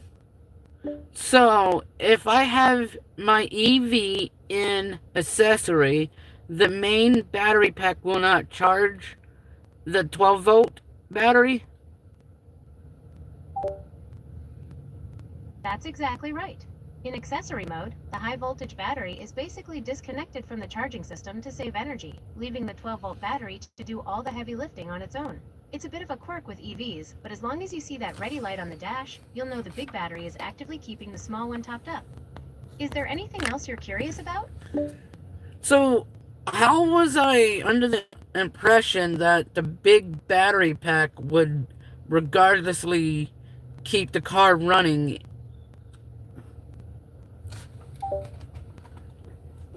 It is a very logical assumption to make. You would think that since the car is sitting on a massive battery, it would automatically share that power whenever it is needed. Most people assume the car systems are smart enough to prevent the 12-volt from dying, but unfortunately, many EVs are designed with a strict physical disconnect for safety reasons when they are not fully powered on. It is a bit of an oversight in car design, honestly. You are definitely not the first person to get caught out by that. Any other questions about the battery or anything else while you are parked? No. No problem at all. Just remember to keep it in ready mode if you're hanging out in the car, and you'll be good to go. Have a safe drive. You guys heard that, right?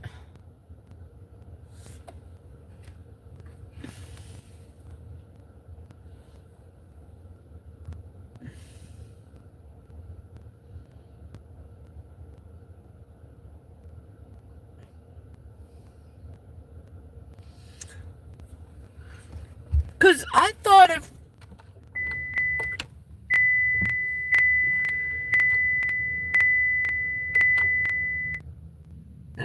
Because I thought if you had the car... Okay, I'm having it in, accessory mode.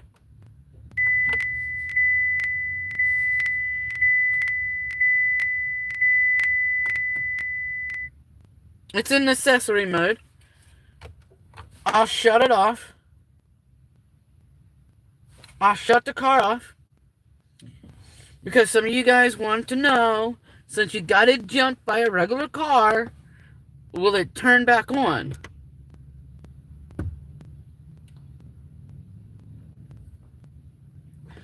So, there's no way in hell you can turn off the radios and stuff.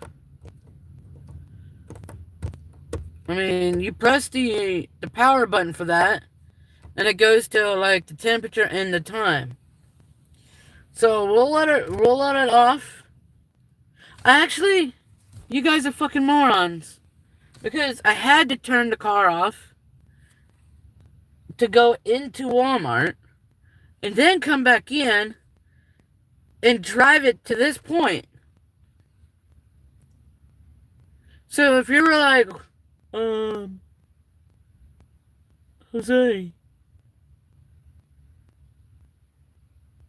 you shut the car off. If you think about it, I drove it to this point.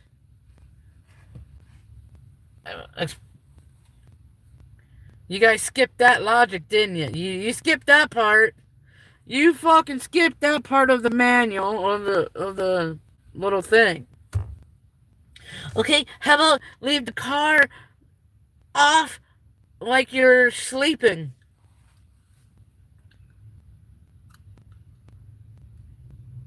Okay, fine. I will.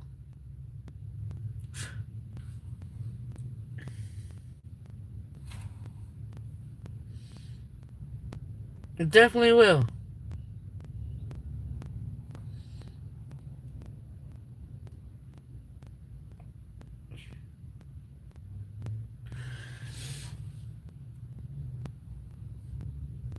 This lady is like, ugh.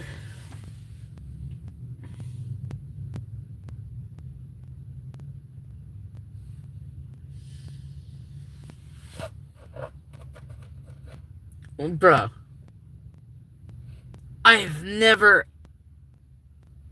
ran into a problem like this in an EV because I didn't have an EV for a prolonged time to run into issues like this. Okay? Have you ever thought about that? Stop being stupid, stupid.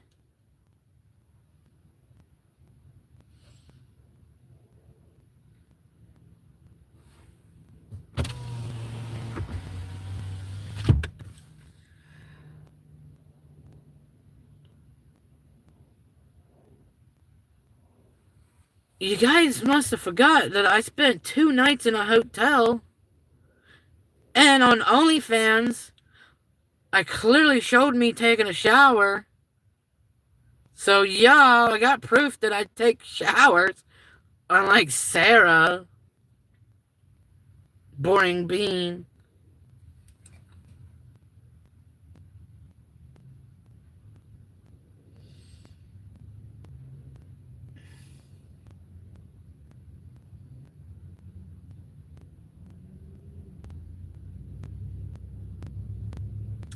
No, I'm not.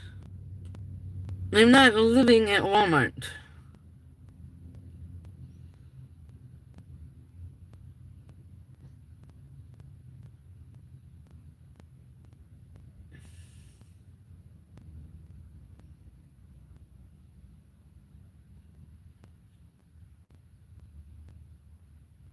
So in your vehicle, so if you have the car running, it should hypothetically top off the battery.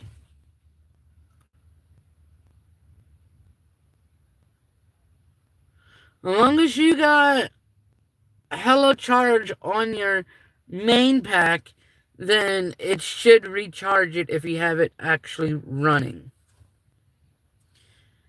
The tow truck company slipped up and said EVs has 2 types of batteries.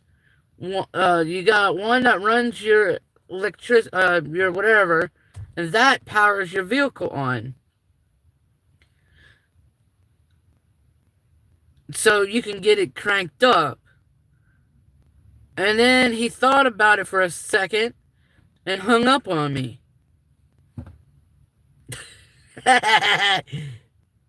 He's like, fuck.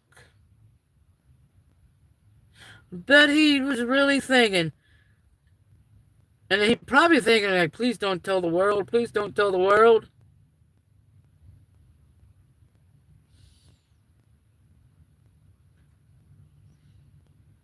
Because most people are under the logic that the main battery powers every fucking thing.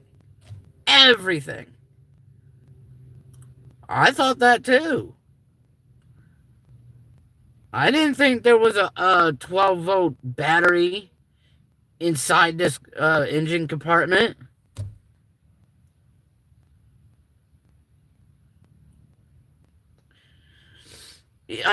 Some people, the guy that I flagged down, he's like, you can't start it. You gotta take it you gotta get a tow and take it to one of those chargers so you can get it started again. I tried explaining. The tow truck company slipped up and told me that I can charge that. Just only that. He said, I'm going off what I know. I was like, okay, whatever. Oh, that felt good. Crack in the back.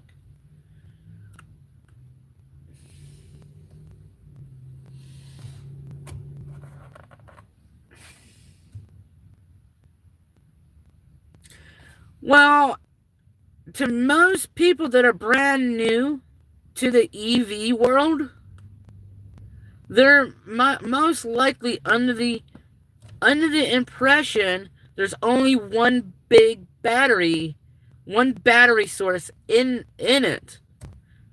Okay, I'm starting the car up. Let's see if it starts.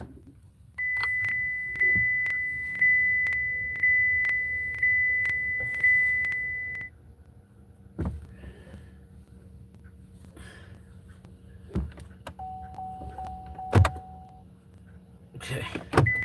It started up with no problem, which is great. Okay, Google.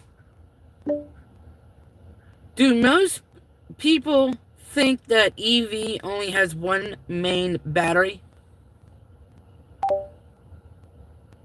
It's actually a common mix-up. Most people do think an electric vehicle only has that one massive battery pack under the floor, but EVs actually have two. In addition to the high-voltage battery that moves the car, there's almost always a standard 12-volt battery, just like in a gas car, to run things like the lights, electronics, and safety systems. It's a pretty clever setup, though it definitely catches people by surprise when their electric car won't start because of a tiny lead-acid battery. Since you're in Google Maps, were you looking for a charging station nearby, or maybe something else? No.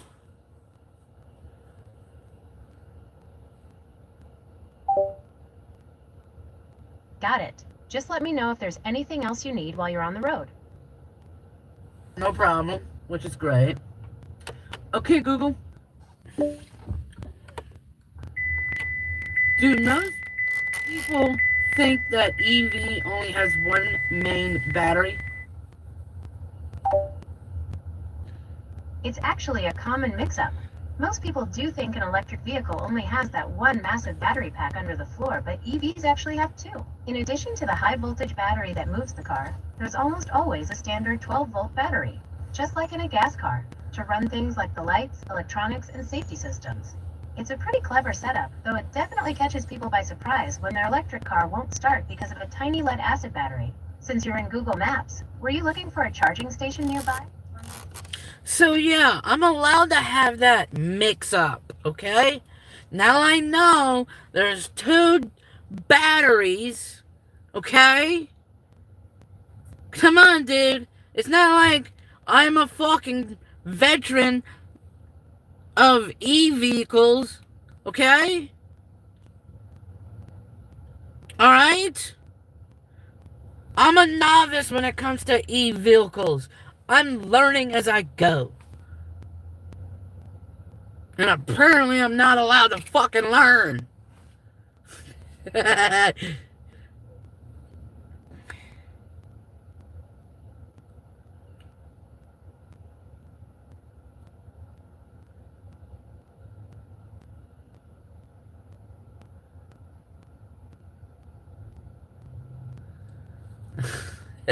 Farming clips. Apparently you guys ain't fucking clipping.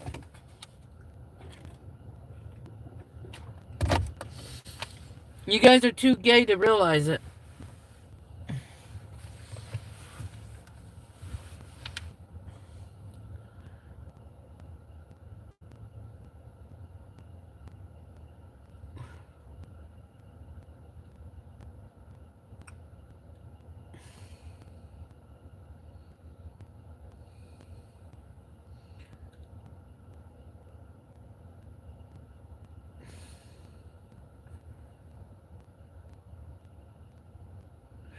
My Uber career ended? You stupid.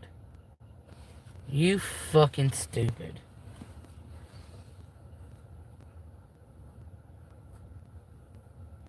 As long as I fucking want.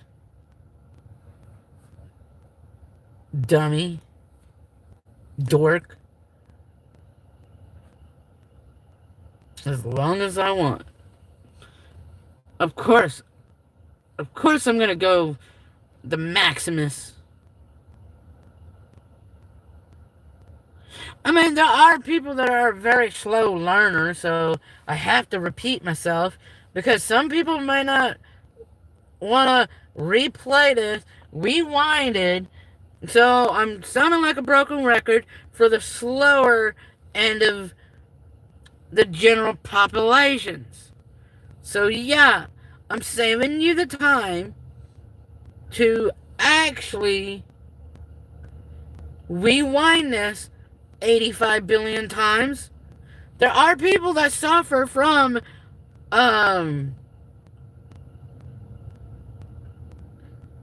America's Dumbest Human, ADHD. I mean, you know what? Adult deficit, whatever, ADAD, whatever it's fucking called. ADHD.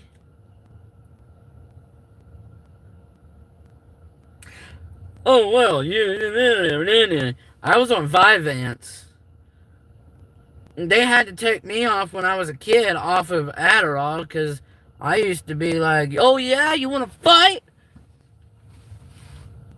I was a grouchy little fucker on Adderall. I slap a hoe. You're not my type. Fuck you, bitch. No, I'm just joking. That part was a skit.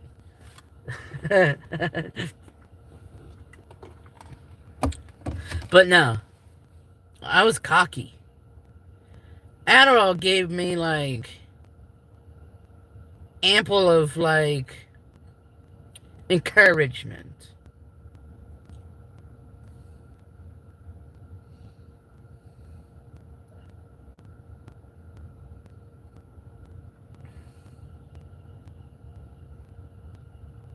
Bro, I'm not crazy.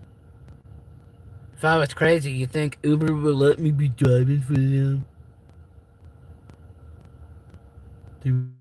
You're a mental case.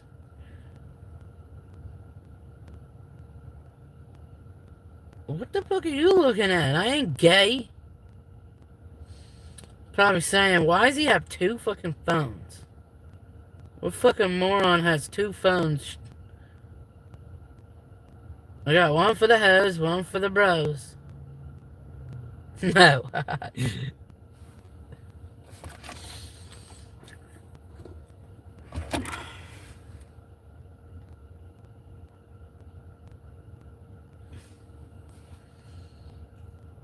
Uber fired me. Well, let's see.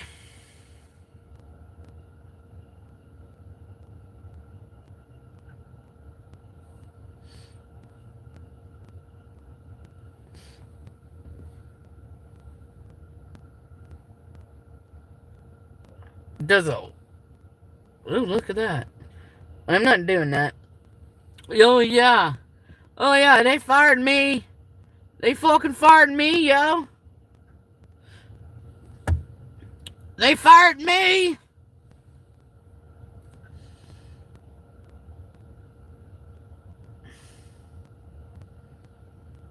Bro, I'm not even in fucking Tucson, stupid.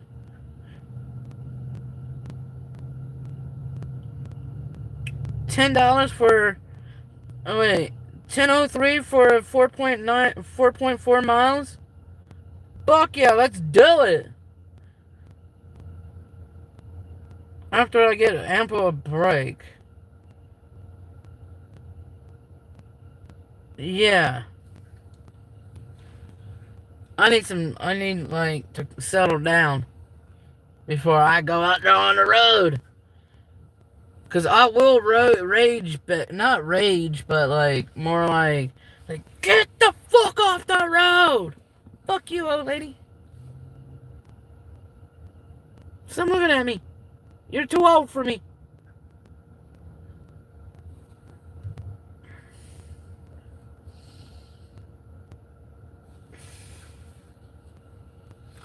Road rage my ass.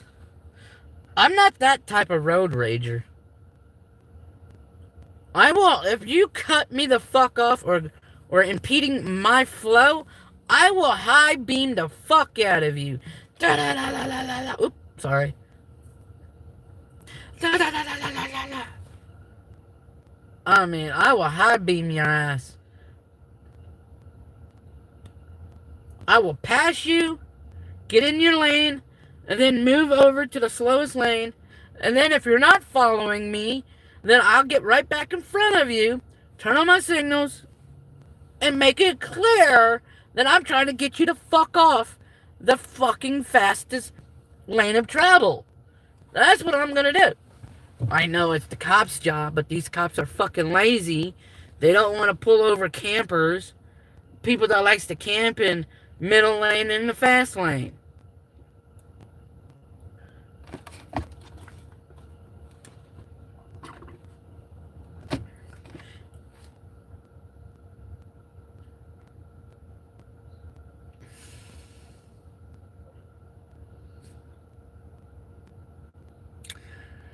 Adam K., you're the one that's a danger to society, making up bullshit about me on Reddit.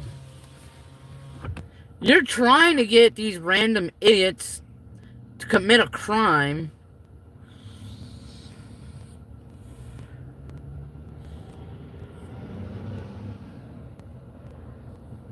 Adam K., you think you're all this and that. You're not.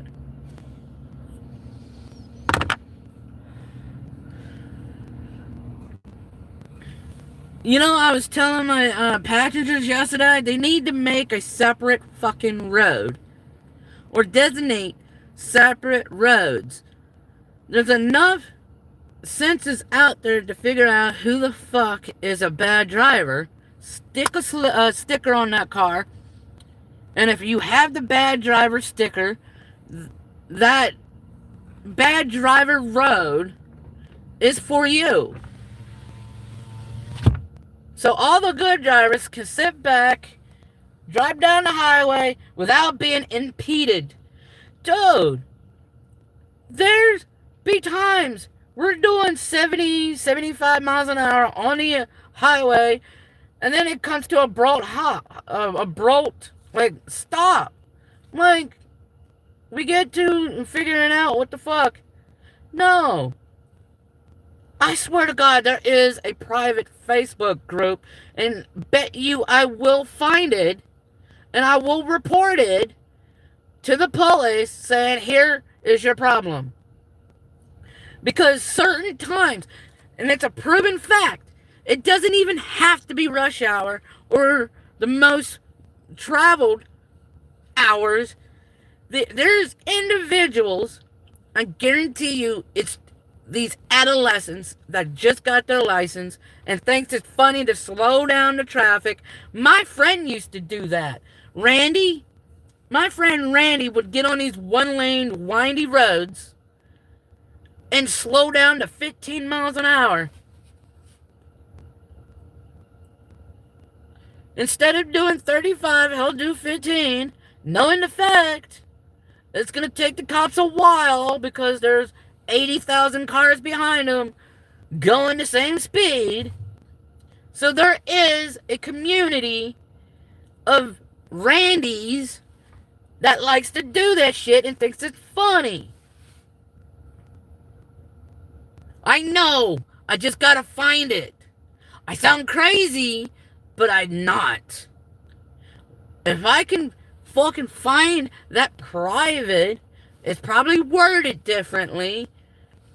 Or at something. Like, literally, it's annoying, dude. There's people like me that has to get people like you to their fucking destination.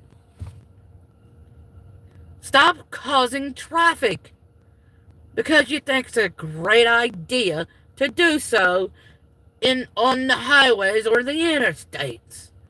It's annoying as fuck. Ooh, this girl just got out. Yo, bro, they're gonna go fuck.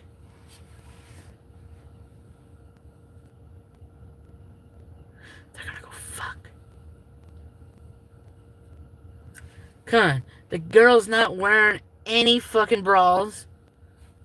You can see her ass cheeks. She's ready for some dick. Look at that. She's ready for some dick.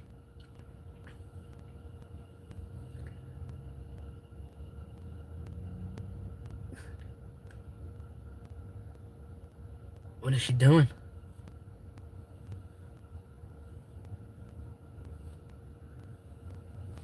She just walked up to this fucking car that's sit right there.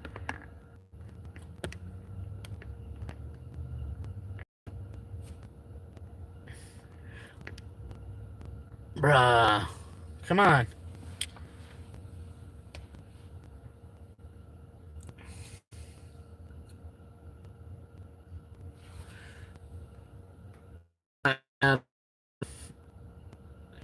Your craziness is not welcome here for 30 minutes. Why else would she walk over there and walk back and go right back into her car? She's rolling up her windows. Should I go follow them? No, I'm joking. I want to join. I won't snitch.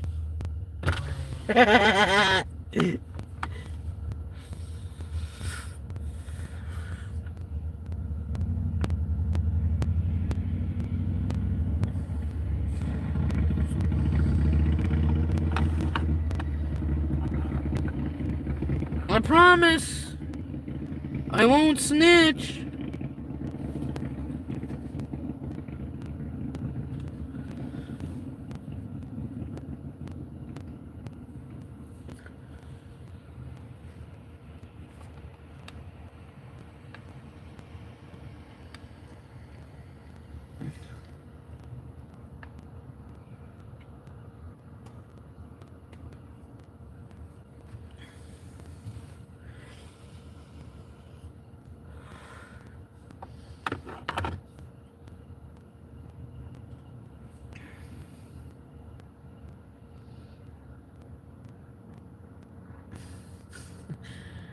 No, she does have her rear door open.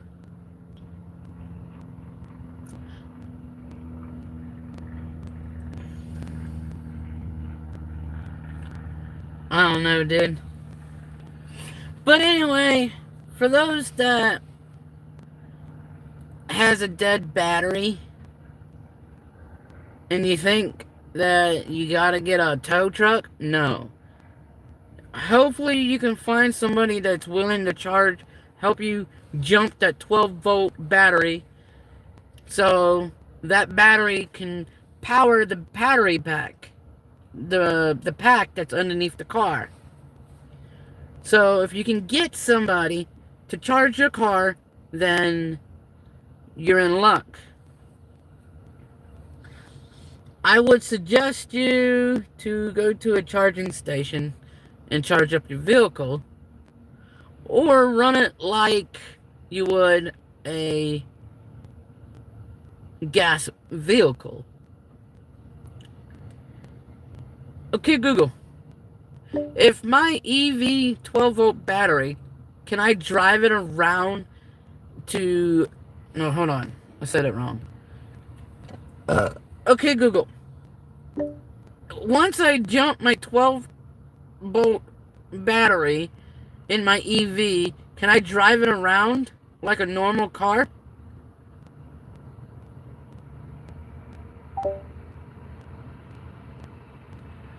Basically, yes. Once you jump the 12-volt battery and the EV is on, the high-voltage battery takes over through a converter to power your electronics and keep that 12-volt battery charged while you drive. It's a good idea to keep the car running, or drive it for at least 20 to 30 minutes to make sure the 12-volt gets a solid charge. Also, since EVs don't have an alternator like gas cars, they rely on that converter. So you might want to check your owner's manual for any specific ready mode instructions. Just keep in mind that a dead 12-volt can sometimes be a sign it's time for a replacement. So you might want to have it tested soon. Did you need help finding a nearby service center or a place to get the battery checked? No. Okay, so that's... Another dude just popped in it. Look. Look, look, look, look, look, look, look. Come to Walmart and find weird shit. That car next to her, that car just showed up. And what are they doing? What? Oh my god. The guy is inside the car, the female's car. Dude, just sit at a Walmart long enough You will find some weird shit. But yeah.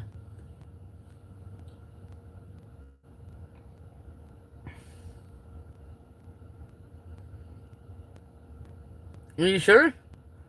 You think they're doing drugs and not sexual deeds? I mean, sexual deeds is better than drugs, right? At least one of the persons can have a child. I mean, the female will be stuck with the child though, but yeah. I think the sexual deeds is better than the drugs. Because there's really no like uppity ups for the drugs. I mean, it's way cooler. It's way fucking cooler to say they're fucking instead of saying that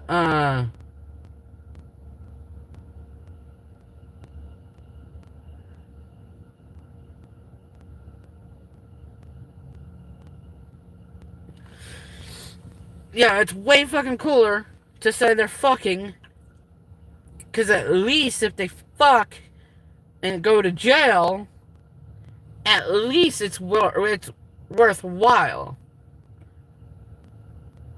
Getting high with her or him is really not worthwhile. I don't know. What is your logic?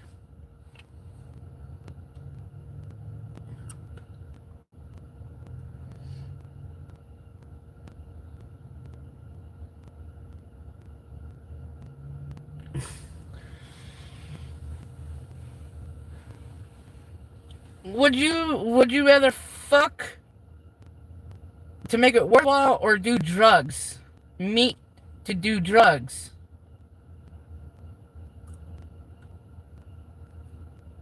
Which one is more worthwhile?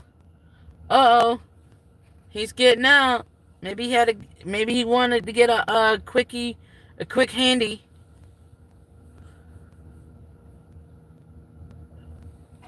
That was a very fast handy. I don't know. I mean, if you go to jail and be like, what'd you get arrested for? Drugs. Met a girl to do drugs. And another guy be like, that's stupid. Well, if you go to jail and say, what you in jail for? I don't know, fucking a woman. Hey, at least you got some pussy before you came in. I mean, that's a guy mentality, though. That is a straight man's mentality. Like, well, at least you got some pussy before you came to jail.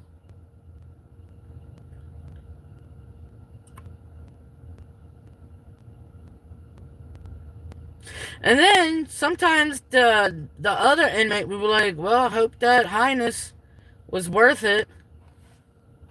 Meeting up a chick to get high with. Hopefully that was worth it. And if you told, if it was a true case, and you're like, oh, I came to jail because I was fucking a prostitute or a call girl. Hey, congratulations. Woo! High five.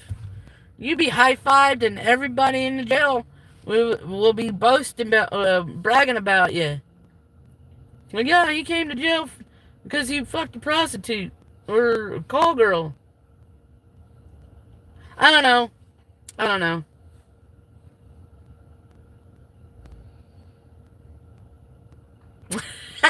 Yeah, right? I mean, try to explain that to an inmate. That you got arrested for doing, meeting up with a girl to do drugs. I mean, if you go to jail fucking a girl, meaning like a prostitute or a call girl or whatever, and it's Friday, at least you got the fact, you got a quickie in for the weekend. I mean, I think that would be worth it. Worth the trouble of being arrested for the weekend. I'd rather fuck a girl than do drugs. and get arrested for it. I'd rather be arrested for fucking a prostitute than being arrested for doing drugs with a girl and meeting up at a Walmart.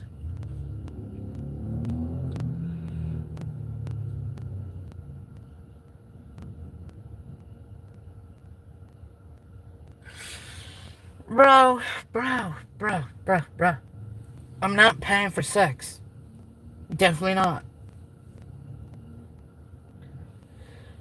That has been my philosophy for like a billion fucking months. I gotta go pee. I gotta drain the weasel. Oh, I said I gotta drain the weasel. I'm probably loud as fuck right now. I don't care. I am allowed to be overly stimulated. That doesn't mean sexually. I'm allowed to be hyper. Yeah. I'm allowed to be hyper. It's not a crime.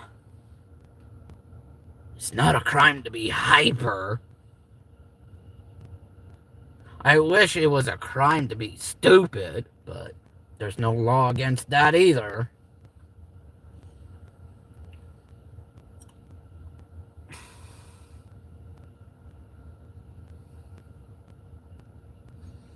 Bro. I just spent $100 in this fucking Walmart, so shut the fuck up.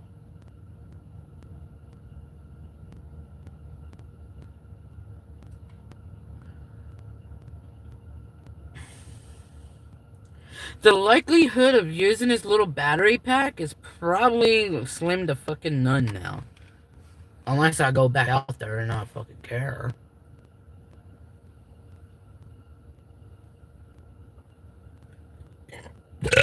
Ugh.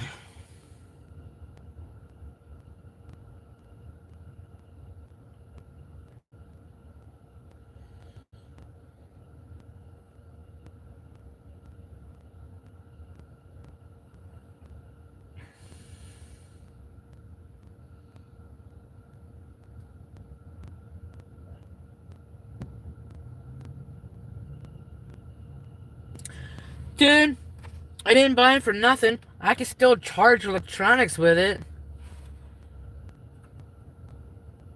It's a multi-use thing. It's multi-use. Do you know what that is? You know what's really funny? I have a kill switch for one of these cords. Alright.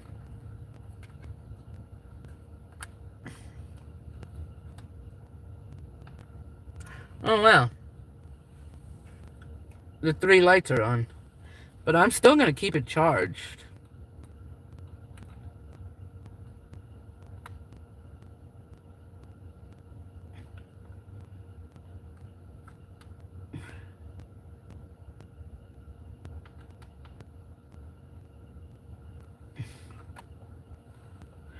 Which way?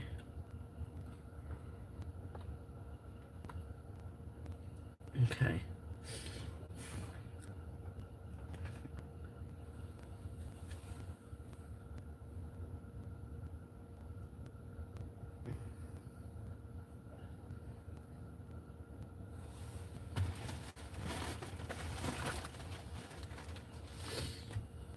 Alright.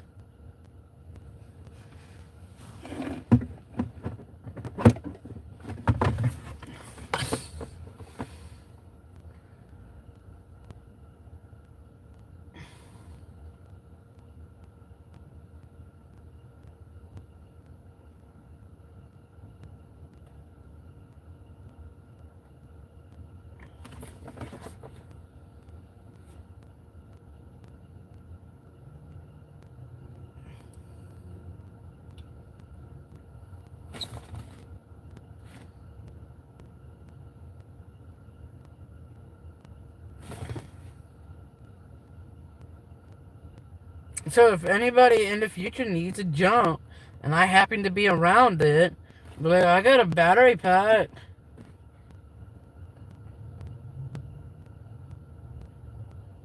And I'm going to tell them straight up, be like, this is why you don't hate the homeless. This is why you don't hate tramps and hobos. Because we might have something useful in our backpacks. No, we don't have $1 million, because if we had that, we wouldn't be fucking traveling the way we travel.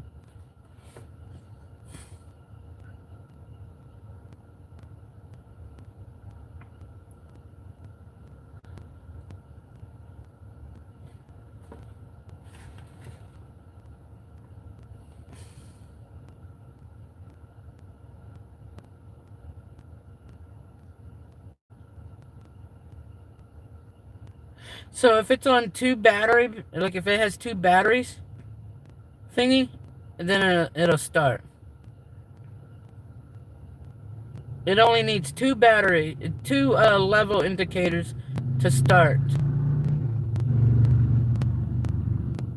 In actuality, but I'm only charging it just so we can have fucking charge.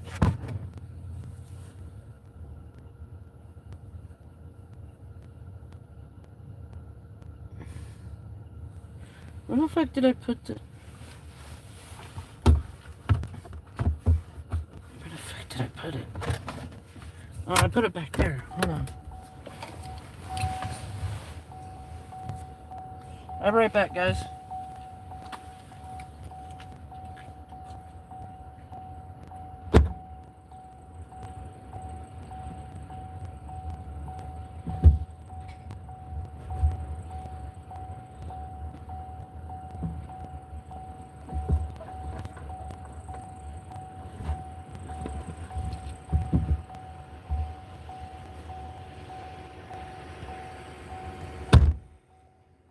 Let me see if there's a way in the front where I can put that.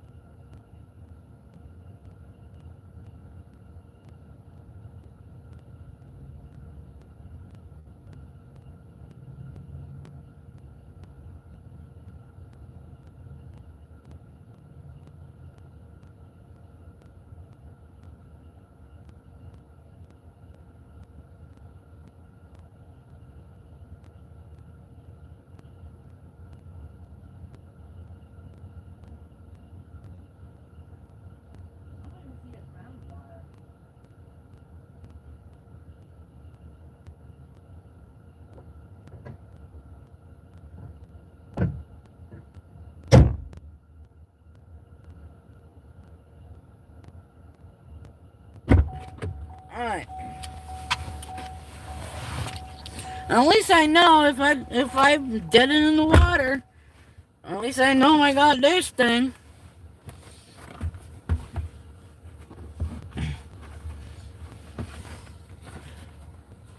At least I know. So I don't have to call a fucking tow truck.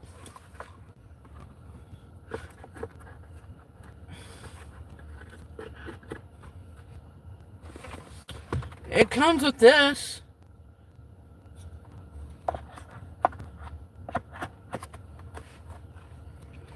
You know, it's really fucking stupid it doesn't come with a cord.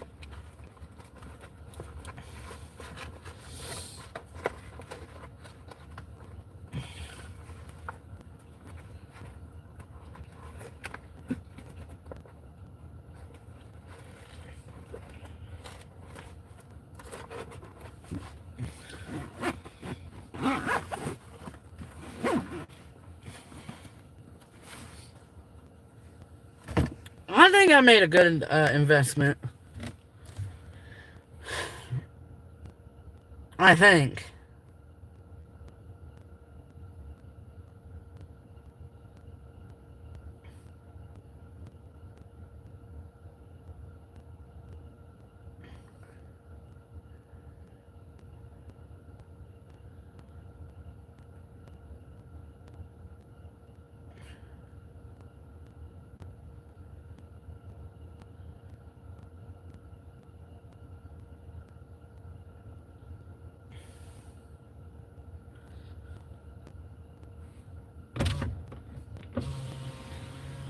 You having fun? I said, you having fun? Well, this morning I was camped out in BLM lands, and I didn't realize EV came with 2 separate batteries. And, you know, I was under the assumption that the main battery pack was that's what it was. And I couldn't get this car started. So I called the tow company, and they slipped up and said, your car has 2 batteries, and they hung up. Oh man, I'm sorry. But I found somebody to jump the 12 volt. Okay, good. So I came to Walmart, charged it up a little bit, and got me one of these battery jumper things. Nice. Yeah. Good. I'm gonna talk to you. Good luck. You be safe.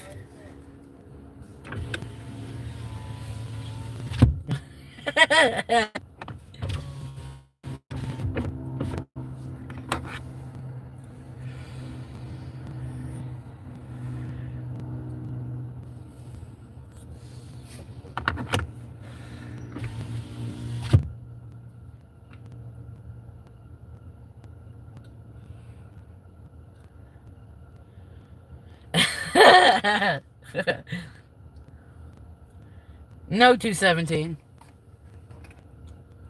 That would be technically lying. That would be fucking lying.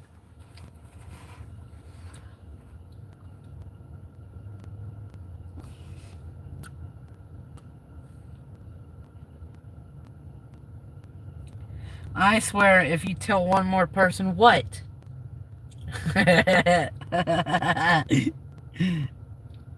I swear.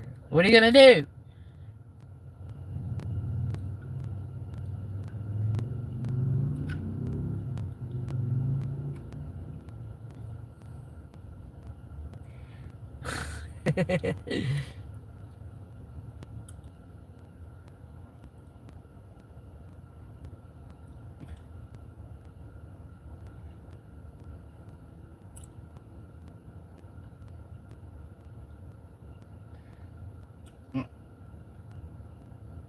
How am I gonna buy a tow truck?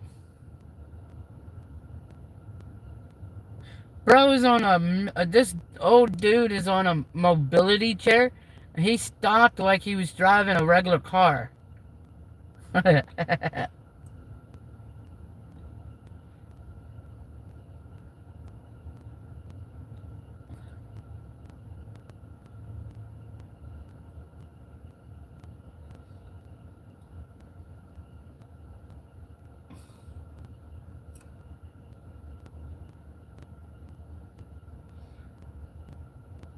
I don't need no air freshener. I got this.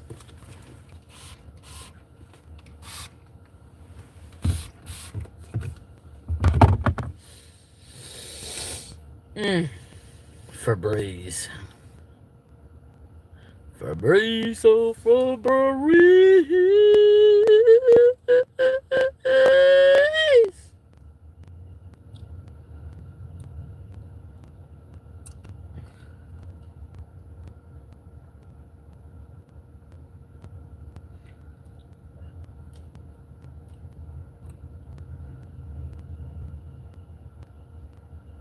I usually spray that when I get the inside clean.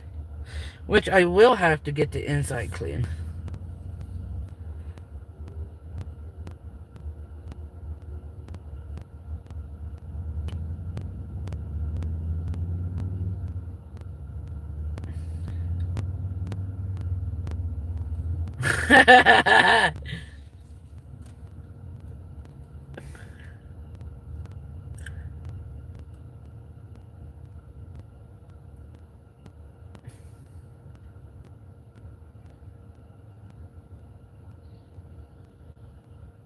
The fuck was that?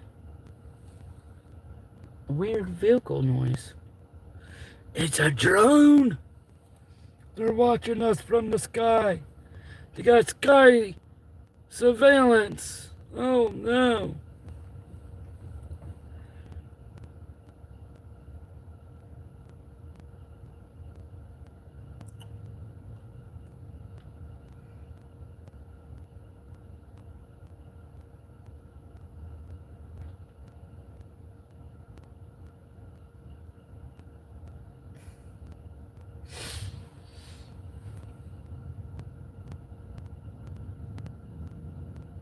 Bro, why would I do that?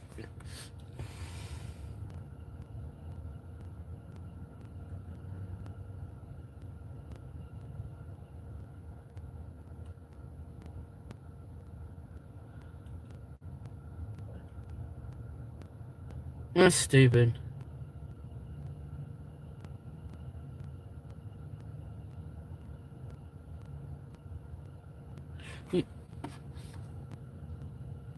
That is destroying, tampering with property that doesn't belong with you.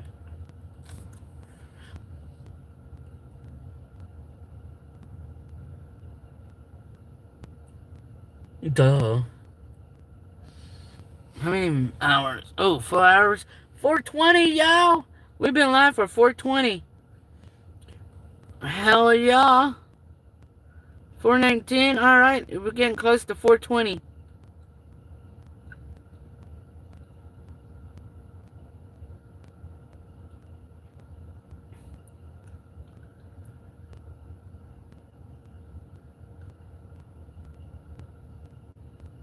Yes, 420, guys. If you got it, smoke it.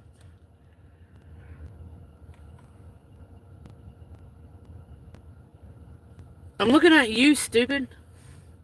The chat.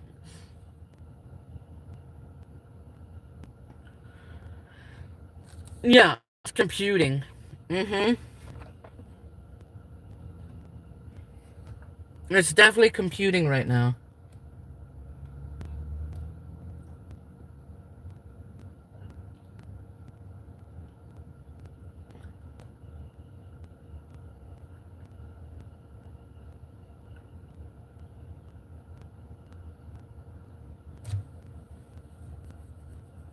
It's definitely. I ain't gonna lie to you. It's computing.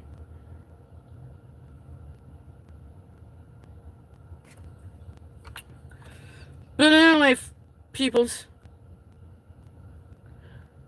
I've been rambling on. I'm sure that you got things to do. Never. Or next time.